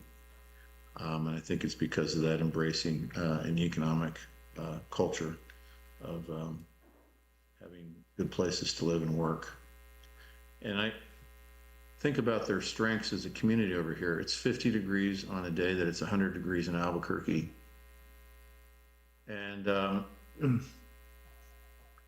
it's really cold. A lot of people don't like the cold. And I think that we need to think more about our competitive strengths. And if they can draw tourism from all over the world, and we do, I think we should think more about how we leverage our natural resources, and that includes ourselves as individuals. And those are just maybe some very aspirational thoughts, maybe some very specific points. And I haven't said these points before, but I think they bear mentioning because we don't get to really see who we are and ourselves until we go and look at other people and then look back at ourselves. And I would encourage people to go travel and then come back and take a look at ourselves and implore great ideas of just common sense, in some cases, back into our community. Thank you. All right, thank you, Trustee Edwards. Safe travels and enjoy your time while you're out there. We'll now turn over to Trustee Baldwin. Thank you. First, I just want to give major kudos to the organizing committee and the village staff on the National Night Out event at Hartnett Park. I've heard a lot of positive feedback from the community about having the entire village together in one place, visiting with each other and also with the first responders. So good feedback. I also really enjoyed spending time at the Growers Market this past weekend, and many thanks to Trustee Reinau for suggesting that we sort of get back at it. Apparently the village used to have a table there and you know, take feedback and comments as well as provide information. And a huge range of topics came up. So I think it is hopefully something that we can continue to do. Some of the suggestions I thought were interesting and hopefully easy to do. Really a great appreciation for the yield to pedestrian signs that have gone up in the ditch crossings, but cars are still not stopping when walkers are present, so can the signs be more explicit, or is there something else that we can do to say, you know, code says you must stop? Dog waste containers being located at all major road ditch crossings, especially Pueblo Solano and Green Valley. Concern over the access still from the driveway into Del Norte open space, still being a bit challenge in that parking area, being chipped, being sort of the accessibility challenges, but really appreciative of having a nice poured, you know, pad for like vans for persons with disabilities to park. So it's sort of a mixed bag. And, you know, and generally, I think we've heard this from a number of sources, the concern around the large number of new large homes and subdivisions, and how we keep that good, healthy, semi-rural balance in Los Ranchos. So. All right. Very good. Thank you so much. Trustee Kiefer. Can you believe it, Mayor? I don't have a lot this time. Okay, we're done. Right. I think, so I want to say thank you, Shanna, Director Schultz, for staying on top of everyone's concern with the lovely cottonwood entry. I got the email, and I'm just going to say it for the record so that those watching can hear, and those paying attention, that the village will be supplementing the water so that we can protect this tree. We understand the importance of the tree. I know there's been signs that have been put up saying this tree needs water. And, you know, I pass it too, and my heart breaks for the tree, but we're working on it. Director Schultz has been working on it. The mayor's been working on it. And so we have a plan of attack to make sure that we really protect that tree. There was one other thing, and my mind is just off today, so I will free up the time. Thank you. Right, very good. Thank you. Trustee Ryan. Okay, thank you, Mayor. Just a couple of quick things. Just so that everyone in the village is aware that we will have, the village will have a tent at the Growers and Art Market on the 1st and 3rd Saturdays of the month, from 8 in the morning until about 11:30, and both Trustee Baldwin and I have taken advantage of that. Feedback has been really good from folks that just stop by to say, well, thank you for doing this, and it gives us another way to communicate with our residents. But, you know, some of the issues, though, that have come up have been issues around code enforcement, you know, that I can certainly share with Shana. And also to report out that there are folks that came by that indicated that they did in fact have a visit from code enforcement and that things were taken care of. You know, so it's appreciated. The other set of questions that came up were around ditch safety, you know, and specifically to try and address those who may be unhoused who want to camp out on the ditch, and I think that we have potentially some solutions to that working with BCSO, but that was an issue that had been expressed.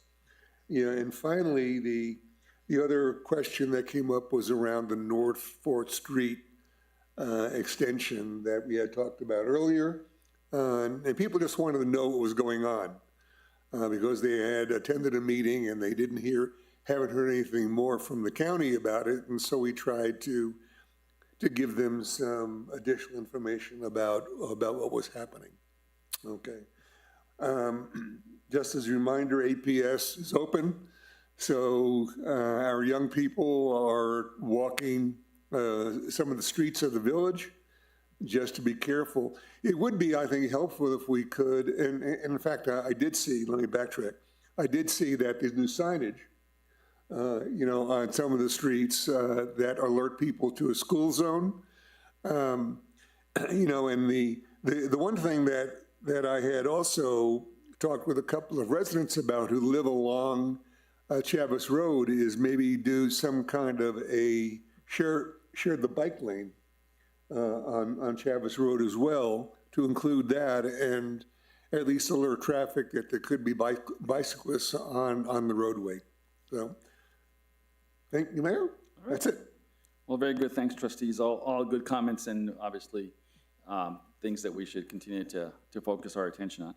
With that being said, we'll now go to new business. We'll on item 8 is a resolution 2026-08-01, a resolution approving a budget adjustment request, otherwise known as a BAR, to establish the budget for the state transportation planning something. Surface Transportation Program local funding. Local, there you go. I almost got it all right there, Anna. Grant funding related to the 4th Street revitalization project. Mr. Rodriguez, our CFO, will now explain the BAR. Thank you, Mayor and trustees. As Maria mentioned earlier in her presentation, the village has been awarded federal funding of approximately $5.7 million. Acceptance of these funds required the village to provide a local matching contribution of $964,509. The required match will be funded through a transfer of the municipal street fund. Over the past several years, the village has allocated 15% of its GRT to build up the reserves for the 4th Street project. I stand for any questions. Any questions on the BAR? If not, we need a motion to approve the resolution. I move approval of resolution number 2026-08-01, a budget adjustment request. Do we have a second? Second. Any questions from the trustees? Trustee Edward? Hearing none, we'll go to the... No. Oh, I'm sorry, go I ahead. just have a quick- I'm sorry, Trustee Edward. So what is the consequence if we don't do this, and is this going to be enough? We'll have Ms. Maria address that, since I think we all know the answer, but it's a good question. Mayor, Trustee Edwards, this, in order for us to receive the federal funds, we have to show allocation of the match. By virtue of the BAR, you are allocating that money and approving the receipt of the federal funds and agreeing to the match.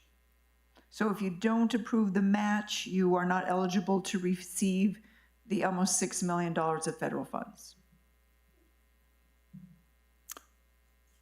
Okay, Trustee Edwards, any other questions? Okay. We'll go then to the vote. Madam Clerk? Thank you, Mayor. Trustee Baldwin. Aye. Trustee Edward. Aye. Trustee Kiefer. Yes. And Trustee Rhino. Yes. Motion passes 4-0. All right, thank you very much. We'll now go to item B, Resolution 2026-08-02, a resolution approving participation in the local government road fund program administered by the New Mexico Department of Transportation. We'll go to Ms. Rinaldi to explain the resolution. Mayor, trustees, this resolution authorizes the mayor to enter into a cooperative agreement with NMDOT. We submitted an application of approximately $1.1 million, and we were awarded a total project cost of $963,997. This resolution and execution of the agreement requires the village to participate with 25% of that project cost in the amount of $240,990, and NMDOT will contribute 75% of the project cost in the amount of $722,998. Mayor, there is a scope in the now therefore column that tells you the roads. Would you like me to describe those? Please do. So the scope of this project would result in the repaving of Schulte Road east of 4th Street, Mullen Road, 4th Street to El Pariso, Mullen Road, Guadalupe Trail to the end, Sandia View, Guadalupe Trail to the cul-de-sac, Roll Road east of 4th Street to the village limits, Nara Vista Road, 4th Street to village limits, and in the category of crack seal, which extends the roadway life, not requiring pavement for sometimes 5 to 10 years, Calle del Pajarito and Tascosa Lane, and restriping on Rio Grande Boulevard, El Pueblo Road, Ranchitos Road, Osuna Chavez, Los Ranchos Road, and Green Valley Road. All municipal roads under the control of the Village of Los Ranchos. Very good. Do we have a motion to approve the resolution? Mayor, I move approval of resolution number 2026-08-02, approving participation in local government road fund program administered by New Mexico DOT. Do we have a second? Second. Been moved in second. Any questions from the trustees on this particular matter? I would only say I'm not sure which road we're not doing. It seems like you mentioned them all, which is great. Trustee Edwards, any questions on your part? No. Okay. Trustee Kiefer. Okay. Or Trustee Renat? Yeah, just a quick question. So this is just limited to repave, crack seal, restriping? Correct. Okay. What I was wondering is that there are within the ordinance, within the excuse me, within the sign off for us indicates that there are other kinds of potential projects that are part of this whole package, okay? Such as, traffic signal or drainage or rehab or right-of-way acquisition, et cetera.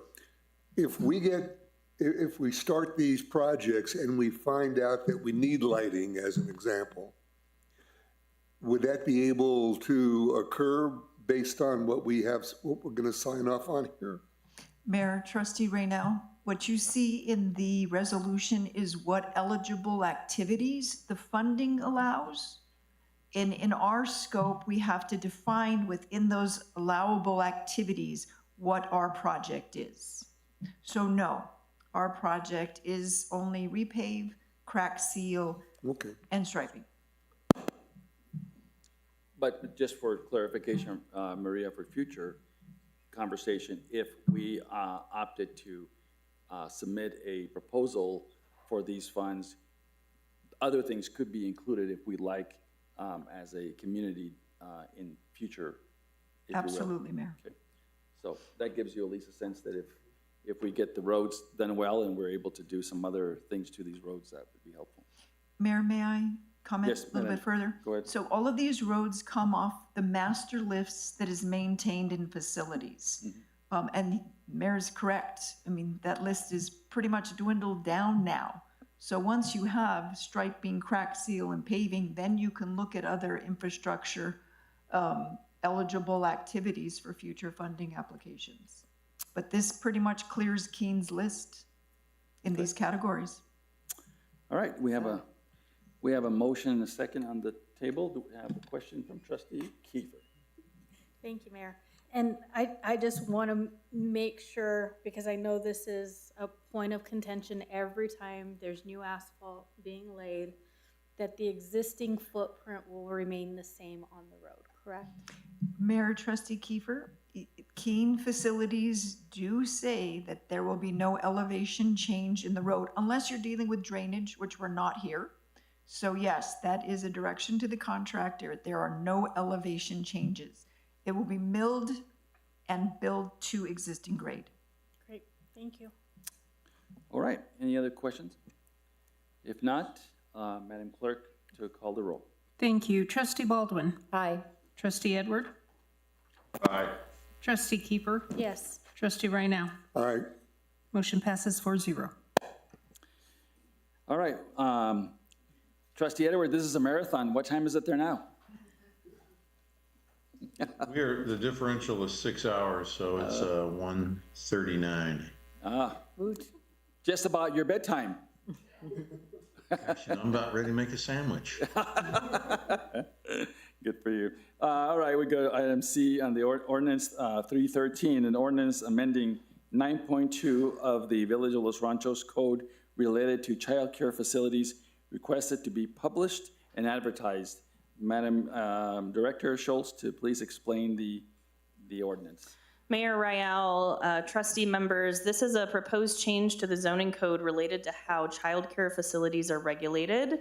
During this year's state legislative session, Senate Bill 96 was passed, which preempted all municipalities in the states in how they regulate childcare facilities from a land use and zoning perspective. I sat in on an info session provided by the state in June, in which there were zoning administrators from all across the state trying to understand the changes. And so there's kind of 4 primary changes to our code in response to the state. I'll just reiterate that this really is a necessary change. We don't have a whole lot of choice because the state has told us this is how we have to regulate these facilities. So the first change is aligning our definition of a child care facility with how the state defines a child care facility.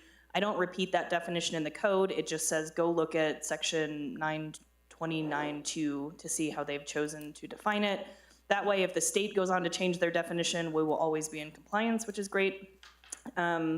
The major thing that this Senate bill did was it said in all residential and commercial and mixed-use zoning districts in any municipality in the state, childcare facilities have to be allowed by right. By right means that you cannot have any kind of discretionary approval to include a conditional use process. Childcare facilities in the village and all of our commercial zones today require a conditional use process. The state says we can't do that anymore. So one of the changes is to make childcare facilities permissive in the C1, CC, VC, and GD zone district. That's the first major change. Second is that childcare facilities have to be allowed in all residential zone districts. And our code doesn't contemplate childcare facilities as an allowed use in the A1, A2, A3, R2, R3 zone districts. So adding childcare facilities as a permissive use there. And then the last thing relates to parking. The state also told municipalities across the state how they can and cannot require parking for these facilities.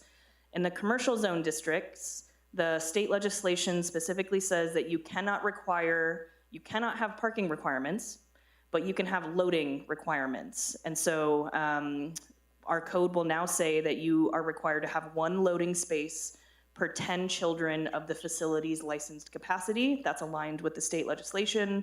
And then in the residential zone districts, what the state law says is you cannot require more parking for a child care facility than any normal single family home would require.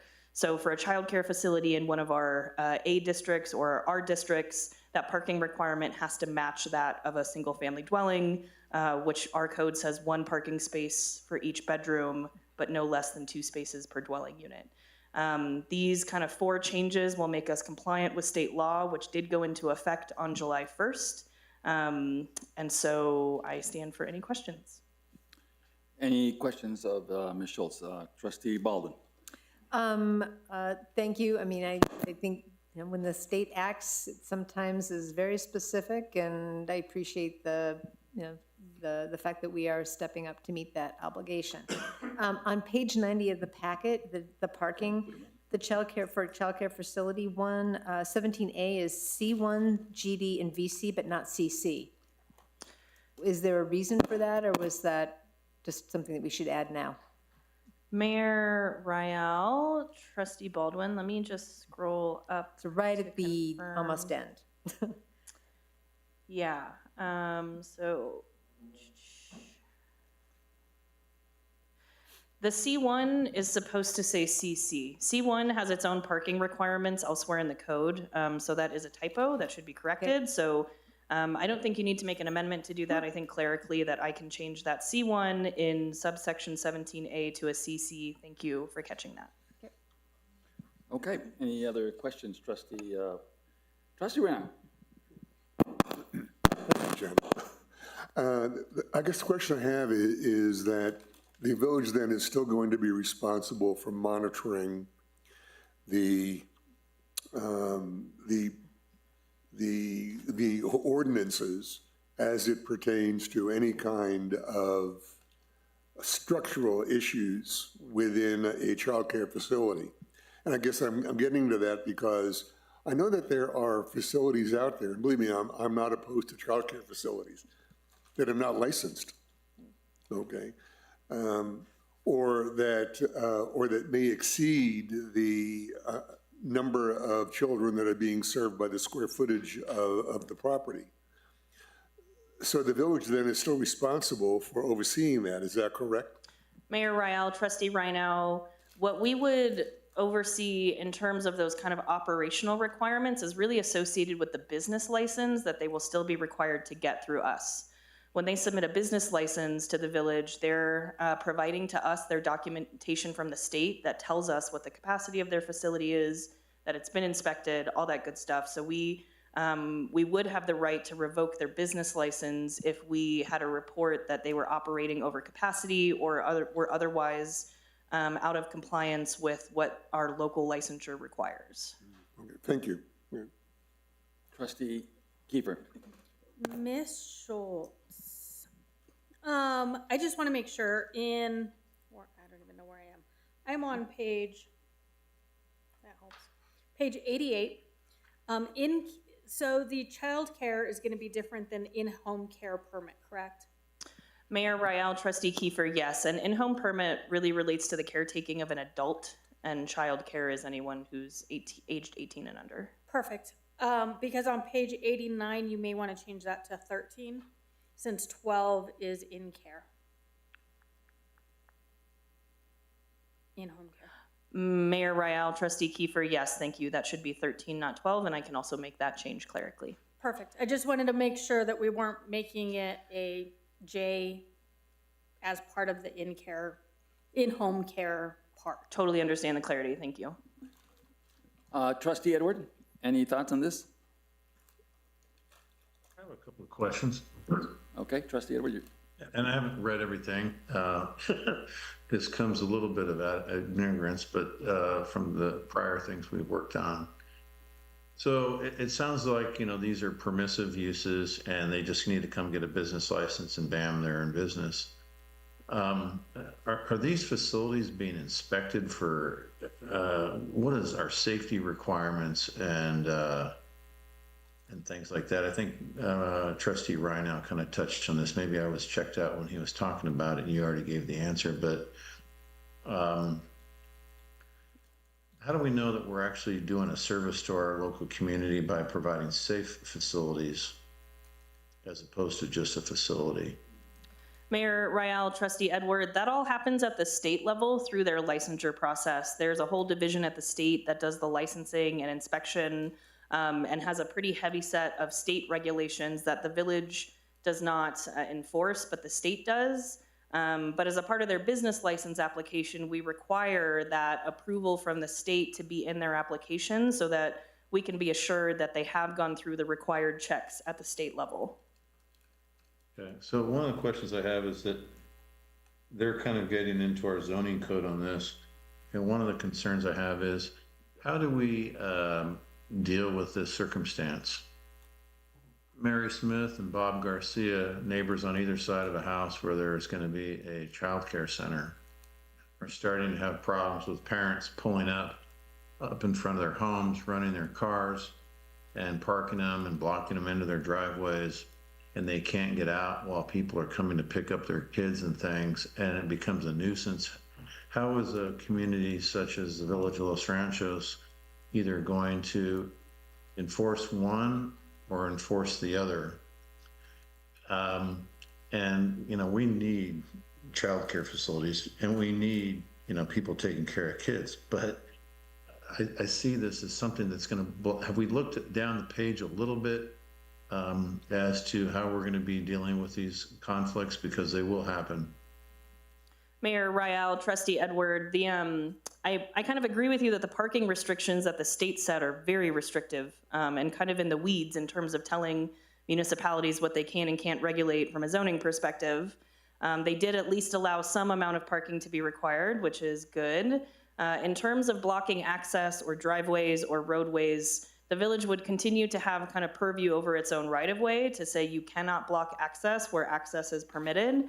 And that's not necessarily regulated through zoning, but that would be regulated through streets ordinance or even BCSO if it's a safety issue related to access. And so I do think the village has some other tools in its toolkit, regardless of why access is being blocked, whether it's from a childcare facility or someone having a party. The village has existing tools to address that. And then this kind of feels like spot zoning. Mayor Rial, Trustee Edward, spot zoning is really about a zoning district, not what's allowed in a zoning district. And so in my opinion, this is not an example of spot zoning, but it is a pretty intense form of preemption that the state has kind of bestowed upon all the municipalities in New Mexico. And I'll just reiterate that we do not have a choice with these changes. If we are not compliant with the state, that is just not an option. So then do we need to look at other things in our ordinances so that we don't have problems when it comes to things like this, maybe for noise or other potential issues? Because I see how this could become an issue. Mayor Rial, Trustee Edward, in terms of the noise ordinance as it exists in the code today will still be enforceable and enforced, and folks will still need to come get a permit if they're going to exceed the levels of the noise ordinance. The department's open to looking at any other kind of protective measures that we might need to put in place, but I do think that the ordinances the village already has on the books are pretty comprehensive. Okay, look, I think this is obviously a preemption for sure from the state. And, you know, this is the state having authority over local governments to make these kinds of decisions. And obviously, we're simply just trying to incorporate this into our ordinances so that we're in compliance with the law. And so I empathize with Trustee Edwards' perspective. I mean, it's kind of a challenge, but these are the kinds of legislation that happens in Santa Fe more often than you think, where local governments are preempted. And if you think this is a challenge, wait till we see the preemptions on zoning that may be happening at this next session in Santa Fe, because it's a 60-day session, and I suspect we're going to see even more preemptions. At the Municipal League meeting next week, we'll be having more and more conversations based on what other preemptions might be in store for local governments. But all good points to be had and to be made.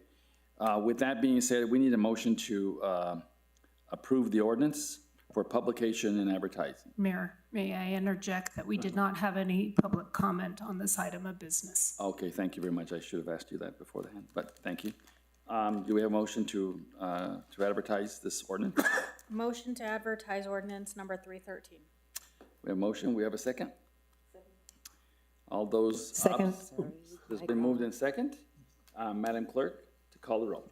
Thank you. Trustee Baldwin? Aye. Trustee Edward? Aye. Trustee Kiefer? Yes. Trustee Reinau? Aye. Motion passes 4-0. All right, item D, ordinance 314, an ordinance state statute 3.1 of the Village of Los Ranchos of the Albuquerque Code of Ordinance to exempt child care facilities from the business registration fee. Request to publish and advertise. And that was the right foot earlier. This is the left foot. And Madam Director, to explain the legislation. Mayor Rial, trustees, this is a companion piece of legislation to the previous ordinance. The other thing that Senate Bill 96 did was it said that municipalities can ask for a business registration application from child care facilities, but you may not charge for them as a means to lower the kind of barrier to entry for child care facilities. So this is an amendment to the village's business ordinance, in which the ordinance states every business in the village has to register with us and they have to pay a $35 fee to make sure we're compliant with state law. We are now carving out to say childcare facilities do still have to come get a business license from us. We do still want to see that paperwork, It just exempts them from the $35 fee as the state requires. All right, we don't have any speakers for this, Madam Clerk? Correct, Mayor, there are no individuals signed up for this item of business. All right, we need a motion to approve the ordinance for advertising and publication. I will make a motion to approve ordinance number 314. Excuse me. All right, it's been moved. Do we have a second? Second. It's been moved in second. Any comments from trustees? Trustee Edwards? Hearing none, we will go then to Madam Clerk for the roll. Clarification on that motion that this is for publication and advertisement. Right. Trustee Baldwin? Aye. Trustee Edward?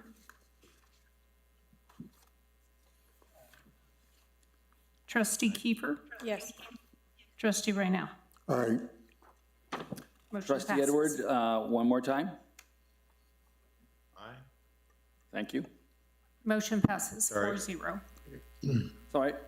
All right, now we move to ordinance 315, an ordinance establishing a 5-year small business stewardship program for eligible New Mexico-based businesses with 30 or fewer full-time equivalent employees located in the Village Gateway C1 or CC zoning districts. Request to publish and advertise. We'll go to Madam Schultz, Ms. Schultz, to explain. Thank you, Mayor Rael and trustee members. This ordinance proposes to create a temporary program in which the village would offer forms of relief that we have available to businesses along 4th Street, specifically in the Gateway Zone District C1 or CC. I'll note that this is not eligible in the VC Zone District, and that was intentional. I'll walk a little bit through the bill to tell you functionally what it would do, but then I'd like to toss it over to Trustee Baldwin, who really shepherded this idea, and she can talk more about the why, and I'll talk about how it works. So first, this program would only be eligible to certain types of property improvements. So if you're doing brand new construction, if you've got a vacant lot, you do not get to enter under this kind of expedited supportive process. The impetus for this legislation was this requirement the village has on the books that says if all you're doing is changing a use within an existing building, that you have to go through the entire site development plan process, which is a 3 to 6 month process over at least 3 public hearings. Simply if you wanted to change a business from maybe a dentist office to a medical facility. That's really egregious, and I have encountered many businesses who have come to the village with a business license. It's been flagged that it's a change of use, and I tell them they have a 3 to 6 month process ahead of them, and they say, well, no way, I'm not gonna move here then. So if you're just changing your use from one allowed use to another allowed use, you get in under this program, except if that change of use triggers a pretty significant parking change. For example, restaurants tend to require much more parking than an office. And so if the calculation works out that your building is so big that it kind of blows up your parking requirement, then we are actually going to make you go through the full process to make sure we can have good checks on that. So that's kind of the first eligibility criteria. If someone's going into an existing vacant commercial building or tenant space, they would be eligible for this process. If they're just doing what the department calls a tenant improvement, so only interior changes, we do require a permit through that, and so you would be eligible for this process as well. And if you're doing other site modifications that normally would trigger a full site plan, but those changes are 50% or less related to access, drainage, square footage alteration, or parking layout, then you also get to come in under this supportive program. And then if you're adding outdoor seating or kind of similar small scale commercial outdoor activation like a patio, that gets you in. So what do you get once you're in this process that's different from the normal process? The first and kind of most significant change is not having to go through the discretionary 3 to 6+ month site plan review and approval process. This means that you can bring a site plan to the department under an amended set of criteria, and we can approve that administratively as long as you meet all of the requirements of the code.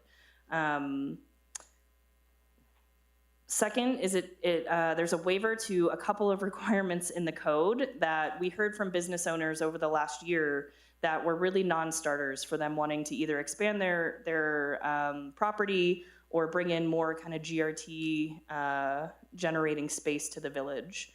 And I'll talk about what those three are. They're very specific in the code. There's currently a prohibition of parking between the building and the street as a means to require a building to be brought up to the street. For smaller lots in the village, that can be really prohibitive in thinking about how to lay out your site.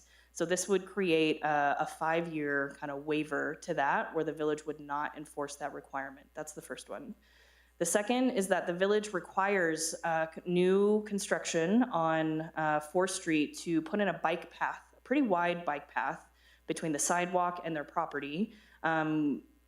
That's also a pretty egregious requirement, as we've seen it implemented in a couple well, it was actually waived in one site plan that's come through since I've been here, that it takes off a huge chunk of available property. And again, for some of these commercial properties in the village that aren't very deep, when you're asking for another 8, 10, or 11 feet for a bike path, it just makes a project untenable.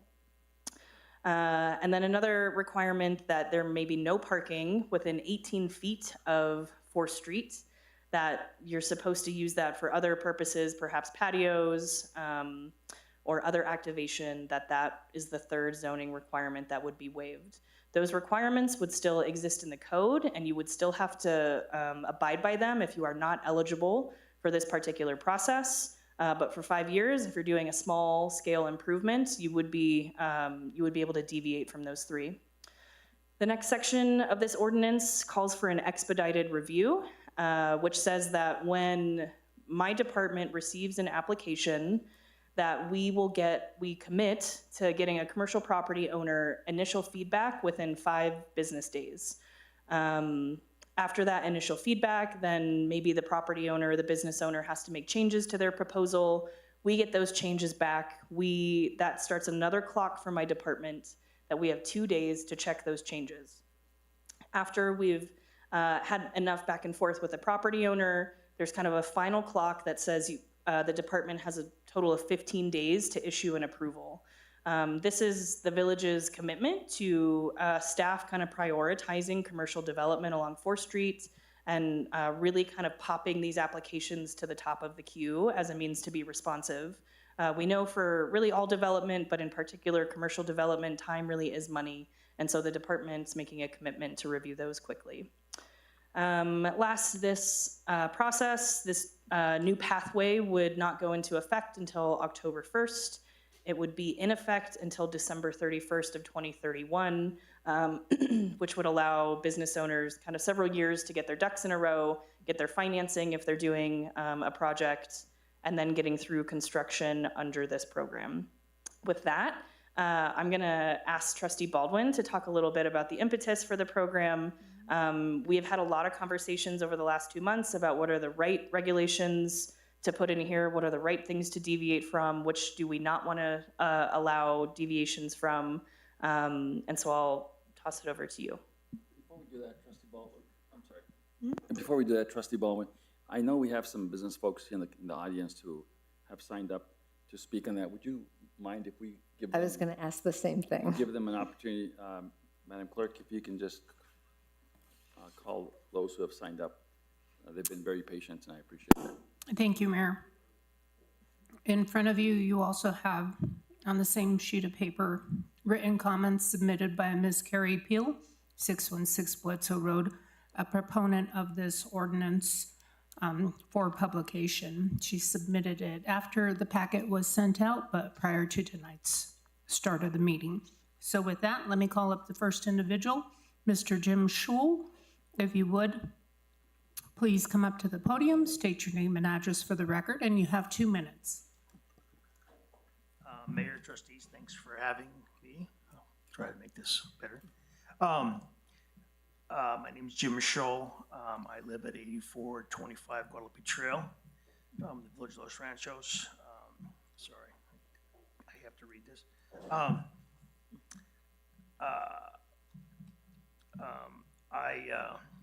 I'm the resident of the village. I'm a commercial property owner. I am an operator of Hops Brewery, and I'm the vice president on the Los Ranchos Economic Development. And I think this, thank you for considering this. I was caught up in part of the site plan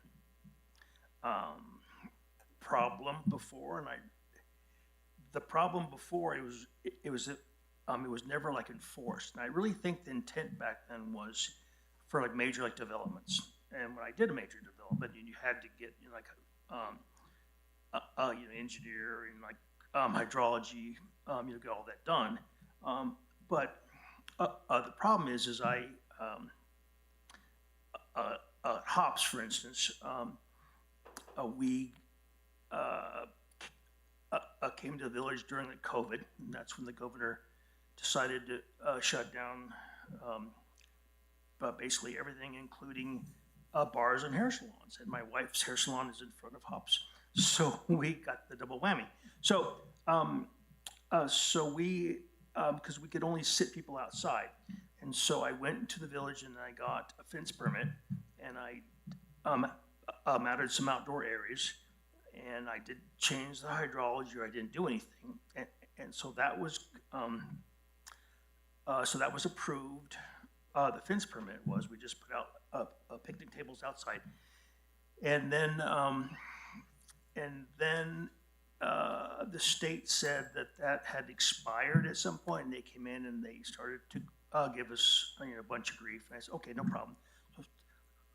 So I came down to the village, and there was a different zoning administrator, and he took the hard line that needed to be require like a site plan, and which would include like hydrology. So I didn't change the hydrology. I changed anything. We had been operating that way for like 4 or 5 years already, and so we had to go through all this stuff. So I went to the first hearing, and the second hearing, just to get the village process without hiring an engineer, was going to be like $5,000 just to go to the next level.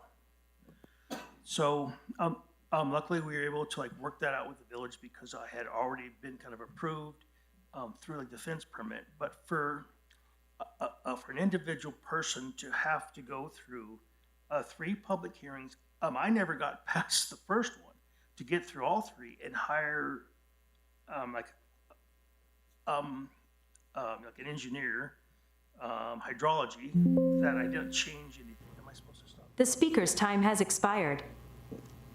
Go ahead, finish. Okay. That was a big, kind of a big thing. And I know that these properties in the village are very unique. And they have the parking requirements that are hard, and I think that without this, and not having the barrier to like new people coming in, like if you have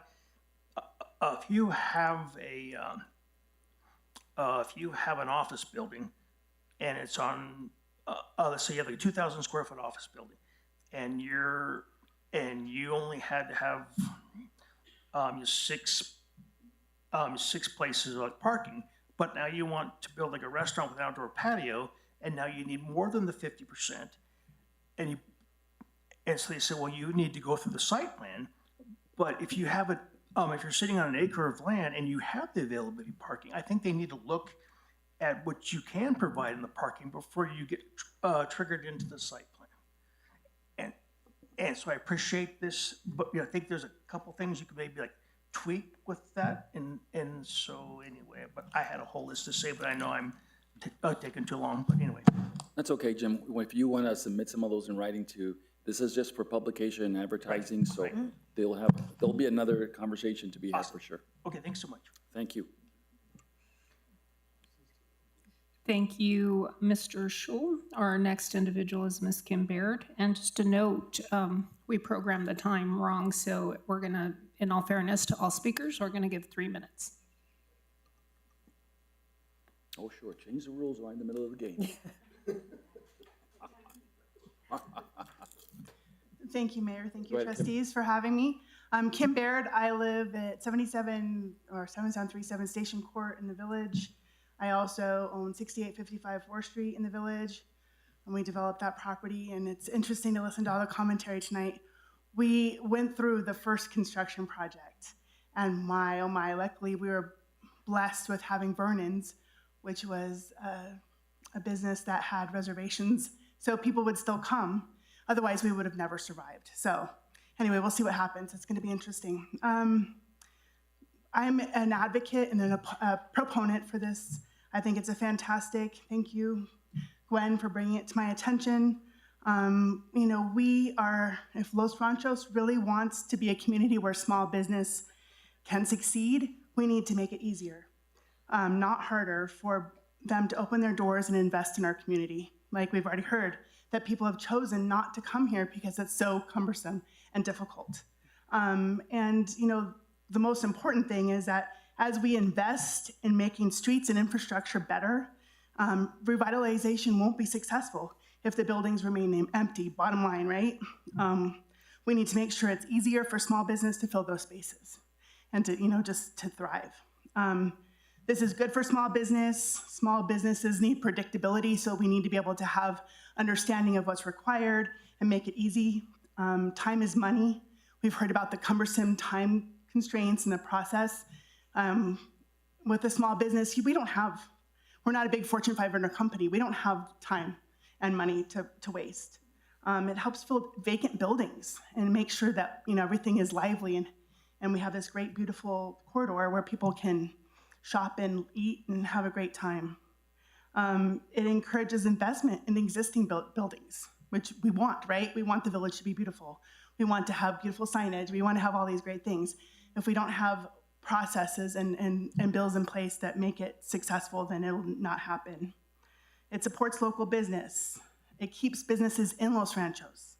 You know, it's a competitive environment. It's very easy to just go somewhere else. Go to Corrales, go to Albuquerque, you know, the city of Albuquerque. It's very close, right? It's easy to move somewhere else if you don't have a supportive environment for businesses to thrive. And it doesn't eliminate the important safety requirements, which is really important, right? The village still absolutely has oversight and control. So there is, you know, those lockstep procedures are still in place. It encourages small improvements. It makes businesses stronger. And it absolutely supports the 4th Street revitalization and our idea of making 4th Street a beautiful place. More successful businesses help everyone and benefit everyone. More gross receipts tax benefit the entire village.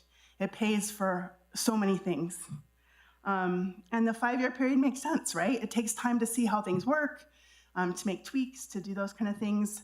I mean, there is some question when the 5-year ends, you know, what will happen then? So that's something that needs to be thought about as well. But other than that, I really think The speaker's time has expired. I'm done. So yeah, so I think that's you know, I think it's a great idea. Thank you so much.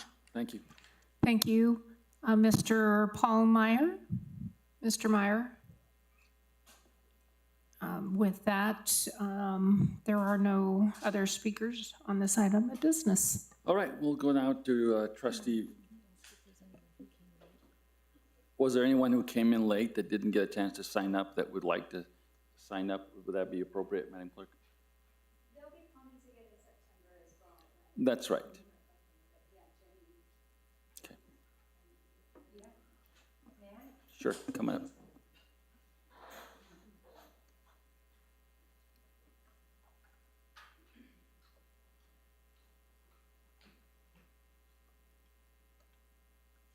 Thank you for hearing me. My name is Jenny Gonzalez. I own Culture Club Salon on 4th Street in the corridor. I also own 6822 4th Street, which is right beside it. It houses Moss Bakery.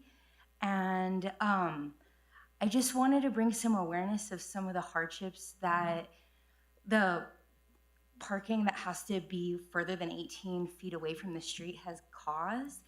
I want to advocate for Jose Moss because his parking was completely taken from him in the front when the revitalization started. And as the owner of that building, I would like to make some positive changes so that he can, number one, stay in that space. But also, like, it feels like a liability for me to, if he moves out, I would not be able to, like, have someone else rent that space because the value was really driven down because there's no parking available. It has been something I'm intimidated to approach because I know that if I were to present changes to maybe add parking in the back or do some like lot consolidation between the two properties because they're beside one another, that would trigger something that it's just more than I can chew. So I'm very thankful that you guys are willing to work with small businesses, especially due to these hardships that were in part because of the revitalization. I do also have another parking issue that I would like to change in my own lot. Now that there's like a downward grade towards my property, because the grade was raised for the street, I have a perpetual like need to add more gravel to that area to keep it safe. But it does have a big cost, especially now that building materials have gone up. So that was a liability I didn't anticipate on taking on when we first moved in because that wasn't yet an issue. In the same regard, our parking lot is very narrow and it's led to our customers like backing into each other's cars. And I would like to widen the lot so that we can make it safer for people, but that would make me out of compliance with the parking needing to be further from the street. So I'm curious about what process will be like to make those changes because I really plan on, I mean, my roots are really here. I'm so vested in the village, but I do also don't want a lot of hardship when I want to root myself even further. So I'm just The really... speaker's time has expired. Cool. All right. Thank you. All right, thank you very much. Any other speakers, Madam Clerk? All right, well, first and foremost, before we go to Trustee Baldwin, this is an introduction of an ordinance, so it is going to be published, and assuming it goes through, it'll be another month before we have final passage or more discussion on this. So just for the business folks who might be at home listening and/or to all of you, if you can just talk to the business community about it. All right, Trustee Baldwin. Thank you. So first, I do want to thank all the small businesses, the many small businesses in our village who provided feedback and guidance on this request to publish Ordinance 315, this before you this evening. As Director Schultz mentioned, even simple changes to a building and commercial zones, primarily on 4th, can trigger requirements that are cost prohibitive and beyond what's needed to ensure quality permitted work. I've heard over the past 6 months some really heartbreaking stories of folks who were prepared to make significant investments in the village and either walked away from it or really downgraded what they were planning on doing. One person estimated that they're sort of downgraded, so they're only doing an interior improvement. You know, that improvement is still valuable, right? They estimated it was about $500,000 in GRT. But what it would have been had they had the flexibility to do about a 20% improvement and bump out of the exterior is about $1.2 million. And but they simply couldn't do it because that improvement would have meant they had to move all their parking to the back, and they would have lost 50% of their parking. So there are, I think, real reasons why this was an important conversation to have. And as I had more conversations, it seemed like there were more and more small businesses who were impacted by this. I think the fact that it's 5 years really addresses both some specific barriers that have kept small businesses from making improvements, but it gives them the time they need to consider changes and pull financing together, but also creating some energy, right? To move forward sooner than later. So that really was the impetus for this. I think we are all committed to and excited about a vibrant 4th Street and small businesses in all the commercial districts. And I'm hoping that we will move this forward to publish and advertise this evening and move it to passage in September. All right, Trustee Baldwin, maybe we should have a motion to to approve the publish and advertising. Yes, I would like to move to publish and advertise ordinance number 315, an ordinance establishing a 5-year small business stewardship program in Los Ranchos. Do we have a second? I'll second. It's been moved in second. Oh, it's now for conversation and discussion by the other trustees. Shall we start with Trustee Edwards? You started with me all night. If you'd like somebody else to start, I'm happy to yield the floor to somebody else to go first. I just don't want you to fall asleep on me up there, that's all. All right, let's start with Trustee Reiner. So can you clarify for me then what would occur during expedited review? So is that going to be totally internal? Mayor Royale, Trustee Reiner, yes, totally internal. It's basically the department staff commitment that we're going to prioritize applications that come in under this program above other applications that might be in the queue. So then how do residents then who may be living around a proposed business find out about what that business is, and if they have any kind, if they are in support or not in support of that business? Mayor Royale, Trustee Reiner, there's not any kind of public notice associated with this program, and so those folks would not be notified directly that a change is occurring to that building, which is true for things like minor tenant improvements now, or just getting a new business license that doesn't require a P&Z or BOT approval. But otherwise, the program does not contemplate additional notice. Can I follow up on that, because there's a clarification. So if a project needs conditional use or wants a variance, so a discretionary process that would go to P&Z, it's not in the program. It has to secure that first. So we're not changing anything that would already be required. They have to do that. That's a very P&Z process. Should they secure that, they could then approach the village to go through that. But right now, if, again, as Director Schultz said, if somebody wants a business license or somebody is doing tenant improvements, that's not a publicly noticed or neighbor noticed process currently. Any other questions, Trustee Reiner? So then excuse me. So the limitations on this would, I see here, building codes, fire codes, et cetera.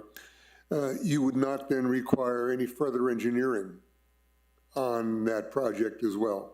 Mayor Royale, Trustee Reiner, if it gets in under this program, the general assertion is that you don't need, and grading and drainage is the primary engineering work that the village has purview over. When it comes to things like building codes, like the mechanical code or the electrical code, none of that is exempted through this program. What you're getting through the village is some relief from the sometimes lengthy site development plan process. You still have to submit a site development plan. It's just less extensive than what would normally be required. Okay, thank you. Trustee Kiefer. Thank you, Ms. Schultz. Thank you, Trustee Baldwin, for putting this together. Anything that we can do to help the businesses, I support. I guess I have a question. Who came up with the 30 employee or less? Mayor Royale, Trustee Kiefer, I believe that was Trustee Baldwin, and we went back and forth on some numbers. We looked at kind of how the state thinks about the definition of small business, but I do think it was Trustee Baldwin that settled on 30, so I'll let her. Well, it actually came from the small business community, right? So it's 30 FTE, so full-time equivalents, right? And so when I talked to folks who had restaurants or who had retail shops, there's a huge array of folks. Said, what is, I don't want to preclude you by an oopsie, so what is that? And within the village, those who I spoke to, the only entity, and they, during our conversation, were comfortable with the fact that they shouldn't necessarily be the driver for it, was Sadie's. Because they have so many sites around the area that those add up to many more employees than the 30 full-time equivalent. But it really was intended to capture everybody that's a small business in the village. And the reason I ask is when I, in my line of work, small business is 50 or less FTEs. Otherwise you have to comply with a lot more federal regulation. And so I would have pushed the limit a little higher, especially when you're talking potentially, I don't know. I know I am a customer of Jenny's salon. I hope you don't mind. But, there's probably more That makes two of us. There's probably more than 30, there's probably more than 30 FTEs at any given time with the way their shifts work, right? And the plans for expansion.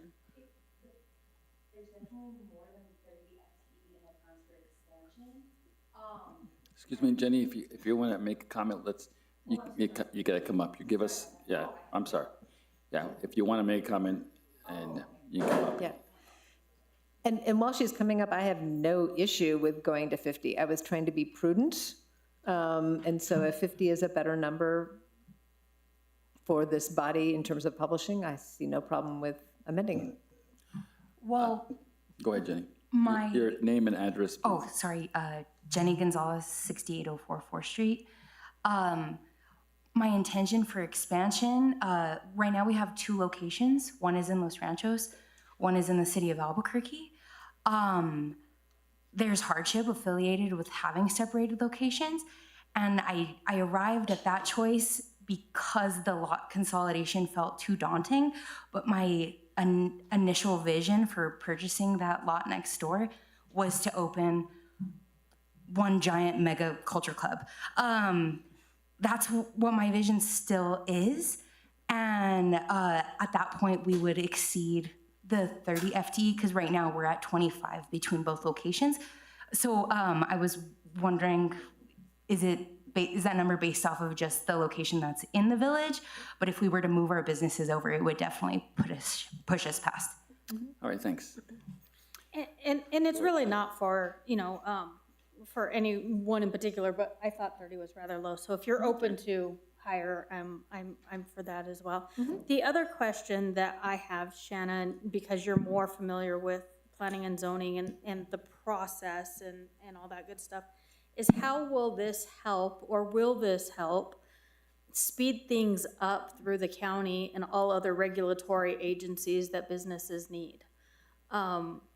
And again, it kind of goes to my point of getting a rear in the seat for the county here locally if we can, so that they can work in tandem with you.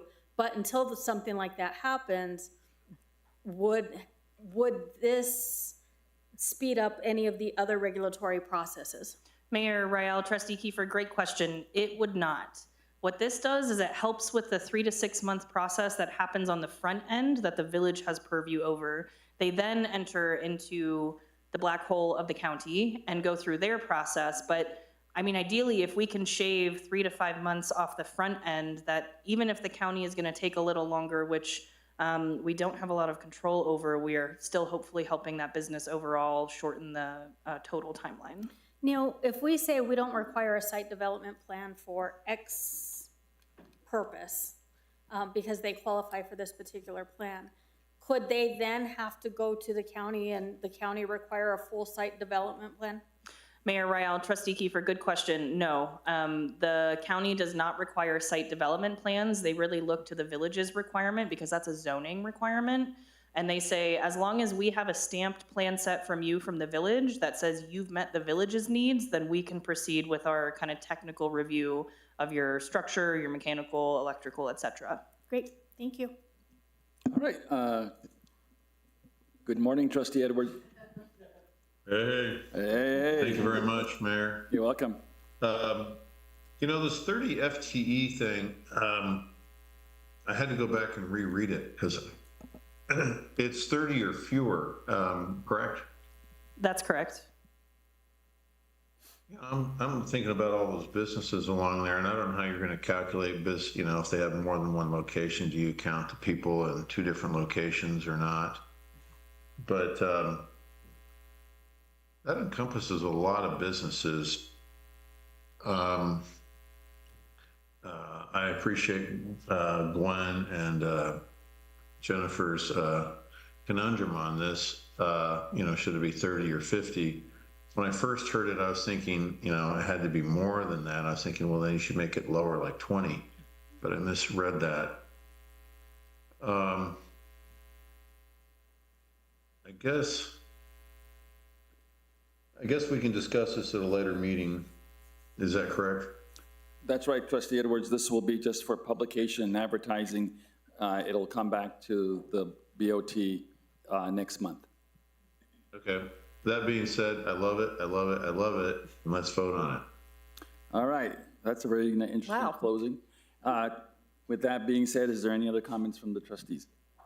All right. With that, we go to Madam Clerk for the call of the roll. Thank you, Mayor. Trustee Baldwin? An enthusiastic aye. Apologies. Yes. That was an enthusiastic aye. Thank you. Trustee Edward? Aye. Trustee Kiefer? Yes. Trustee Rhino? Yes. Motion passes 4-0. Very good. We are going to take the customary 8:30 5-minute break. And Trustee Edwards, we appreciate you hanging in there with us. Thank you very much, Mayor. You're welcome.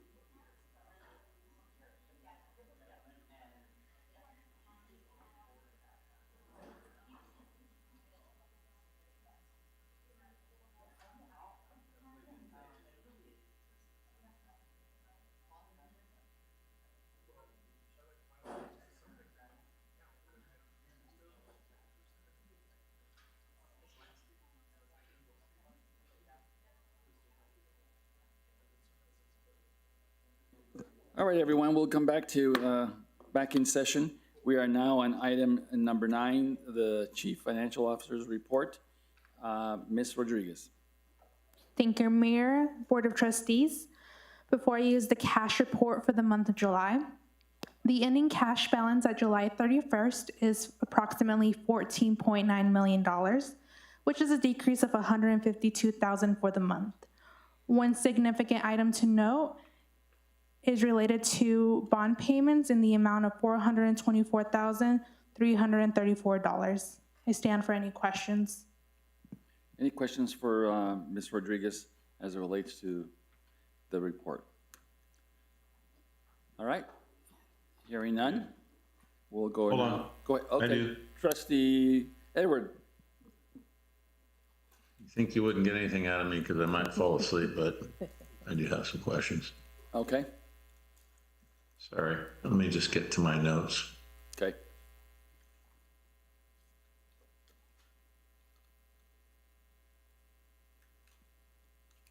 Maybe I'm having a hard time following because of the fiscal year elements. Uh-huh. Oops, dang it.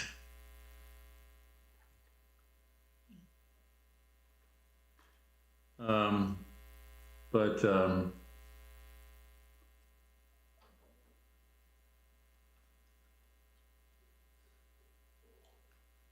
me just maybe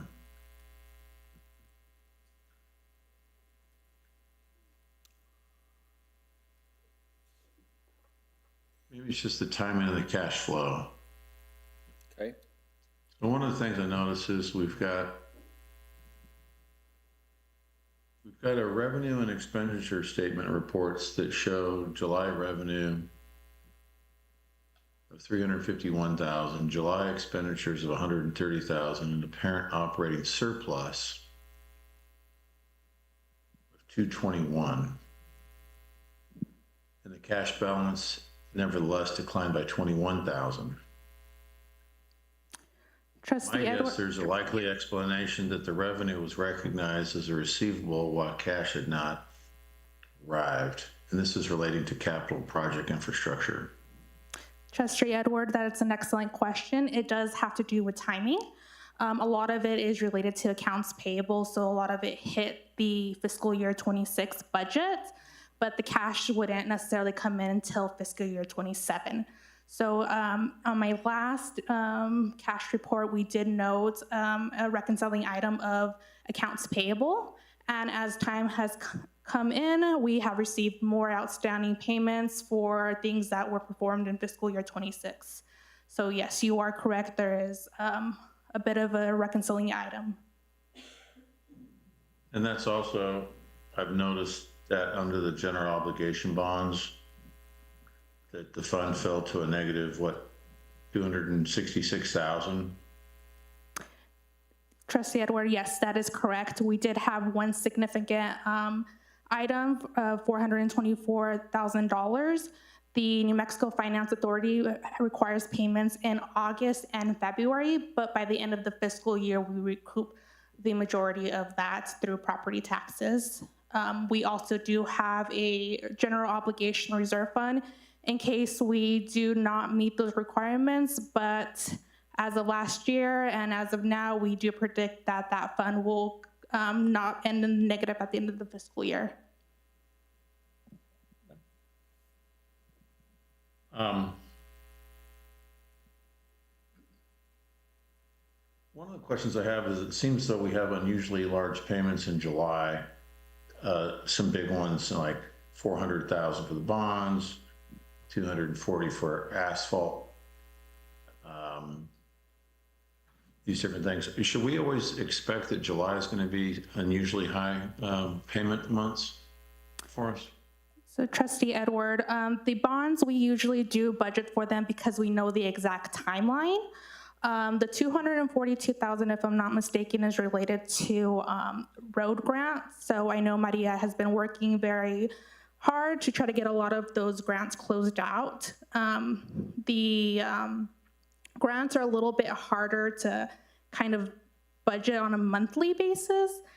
And given that the village has a large cash reserve, that's not much of a priority on our end, but we definitely do make sure that as the expenditures get drawn down, we make sure we get the request for reimbursements going and submit it to the grant agencies.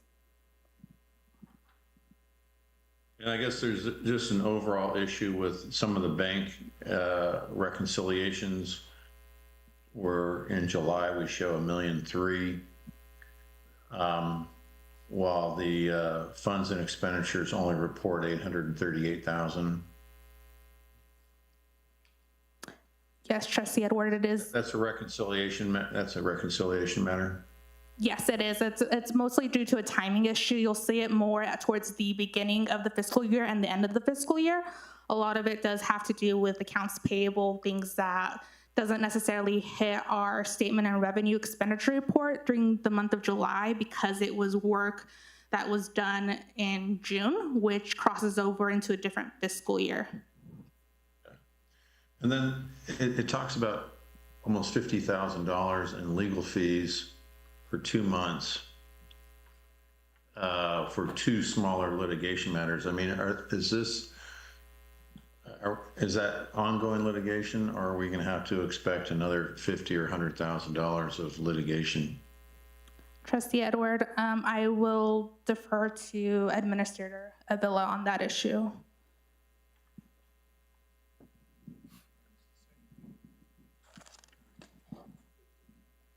There it is. Are we talking about this line right here? Yeah. So one of those is actually settled. There's a small amount of $139 on that particular case. The other ones, $139 or $139,000? the $139.91 is basically that one right there has been settled. We've received a payment of $50,000, and there is some still continuing process on the Mellon Bank and foreclosing on that property. But we received the big bulk of our settlement on that one, so there's not much more to do there. Palindrome, that's still, that still is there as far as a issue that we still deal with. Again, that was a smaller amount as far as the amounts on the total billing. And the other ones are more generic and probably incorporate a lot of different activities. So we have now a part-time attorney, which should be able to take on the load of most of the general matters.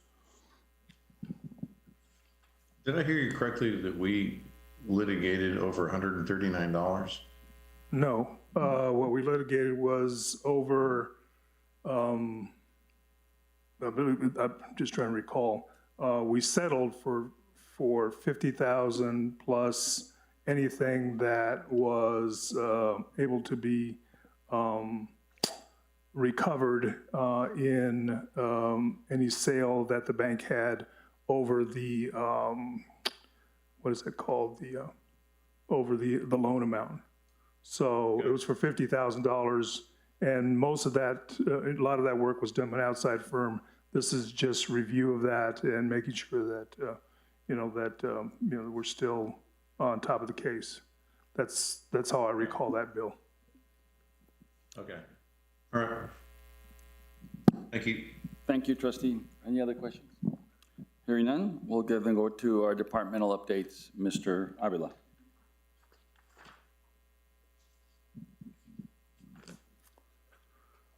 Mayor, Board of Trustees, the reports here, I'll stand for question on them, but I did want to point out that one of the items that will be coming back to the Board of Trustees is ordinance for speed cameras. And so that beyond what the county is doing in parts of the county, which could be Paseo del Norte and other locations, that we'd be coming back with our own ordinance so that the county, the Bernalillo County Sheriff's Office can, the Bernalillo County can pair with us to put up the cameras, and that we can then enforce them. It's again civil enforcement, so we'll have to set up a structure to do that as well. And that's what the ordinance will spell out. And on Schulte, we do have a design started for putting in a path between 4th and Guadalupe Trail. I know that was in question. So we're looking to do that and then see as far as how we'll fund it. That part of the road is, it's a nice wide right of way, so probably more than just a trail can be considered there, but at least the trail will be from 4th to Guadalupe. The big final, and I say final, but the next project at Paseo del Norte, which kind of gets it all together, is making sure that we have our access road put in. And then we do have, many improvements out there, but that'll be the next step that'll allow folks to use that as a facility for recreation and more as we further design that and build that property. And that, let's see, we're still chasing down today. We sat on a call, went over what the system needed for getting our agreements for capital outlay. And so that we're also in the same boat that this system is a little slower than they expected, but it's moving forward as far as final signatures be in front of the department heads or the department directors at the state level. So they are moving forward. We're following up on a daily basis. So we expect soon, before the month is out, to be able to have agreements that we can use. As far as the EV charging station, the equipment is being completely installed as of this week. We still have P&M to allow us, once the transformer's connected, and then certify that we can use it. Will take a little while longer, so we're thinking October timeframe, still within the envelope of what we are required to do to get that in. So hopefully we can have a nice parking lot for our Light Up Los Ranchos with EV charging by the end of the year. And again, Ms. Sanford, questions on any of the other items? Any questions for Mr. Avila on any of the projects or any of the reports? Trustee Kiefer? Thank you, Mayor. Mr. Avila, I noticed, so a couple questions. I noticed on public safety that there were 4 calls for fire. Were those, do you know what type of fire? I don't. They are broken down. And they're never really a big percentage of a total calls for fire for the fire rescue department. But no, I don't know. They're usually broken down by fire and then alarms for fire that they have to respond to. So I just didn't know if we knew of like a bosque fire or house fire. those, or anything in the area. there was no bosque fire. The locations I saw were kind of through the village. At different properties. Thank you. The other thing, I didn't see a planning and zoning report in here. It says attached, but I didn't see anything attached.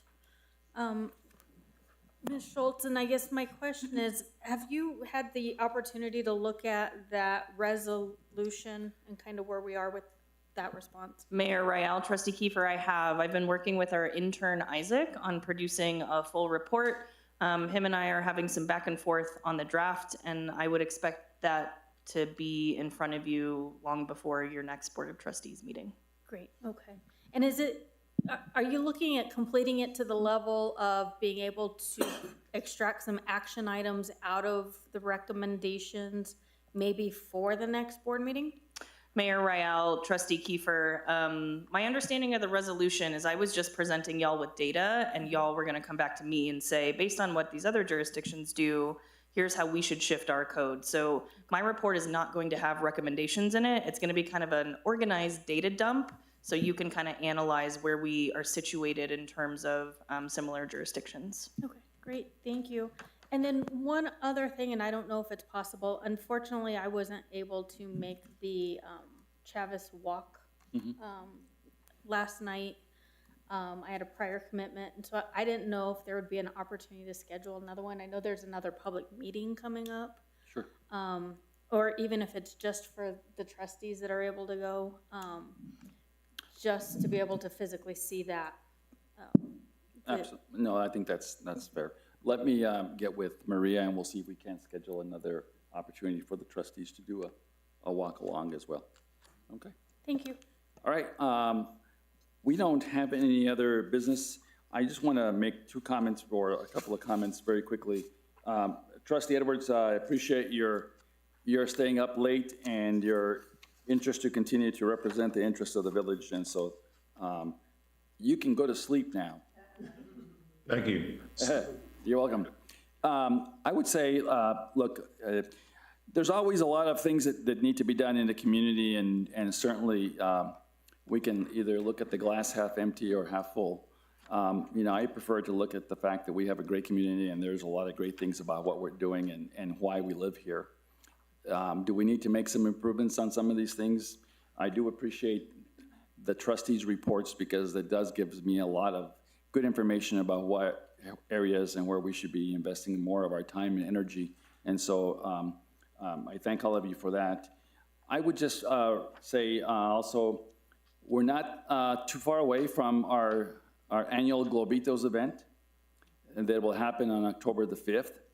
And it's one of those opportunities for us to do a nice celebration for the community.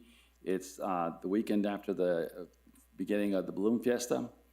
I want to thank the business community, our economic development group, and the businesses along 4th Street and others for their support and continue to moving forward with this event. I think this is a great event.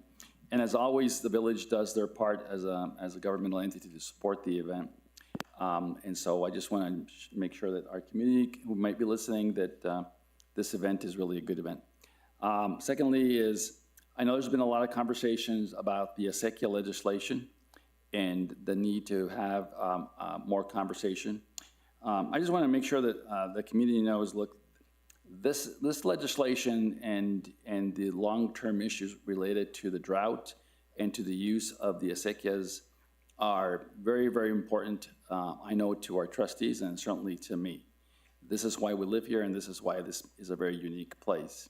How we manage through those is really important to ensure that we're basically, if you will, peeling the onion a bit on these issues and putting them in their respective place as it relates to what we think is important for the community. And I know that early on there's a lot of, if you will, concern.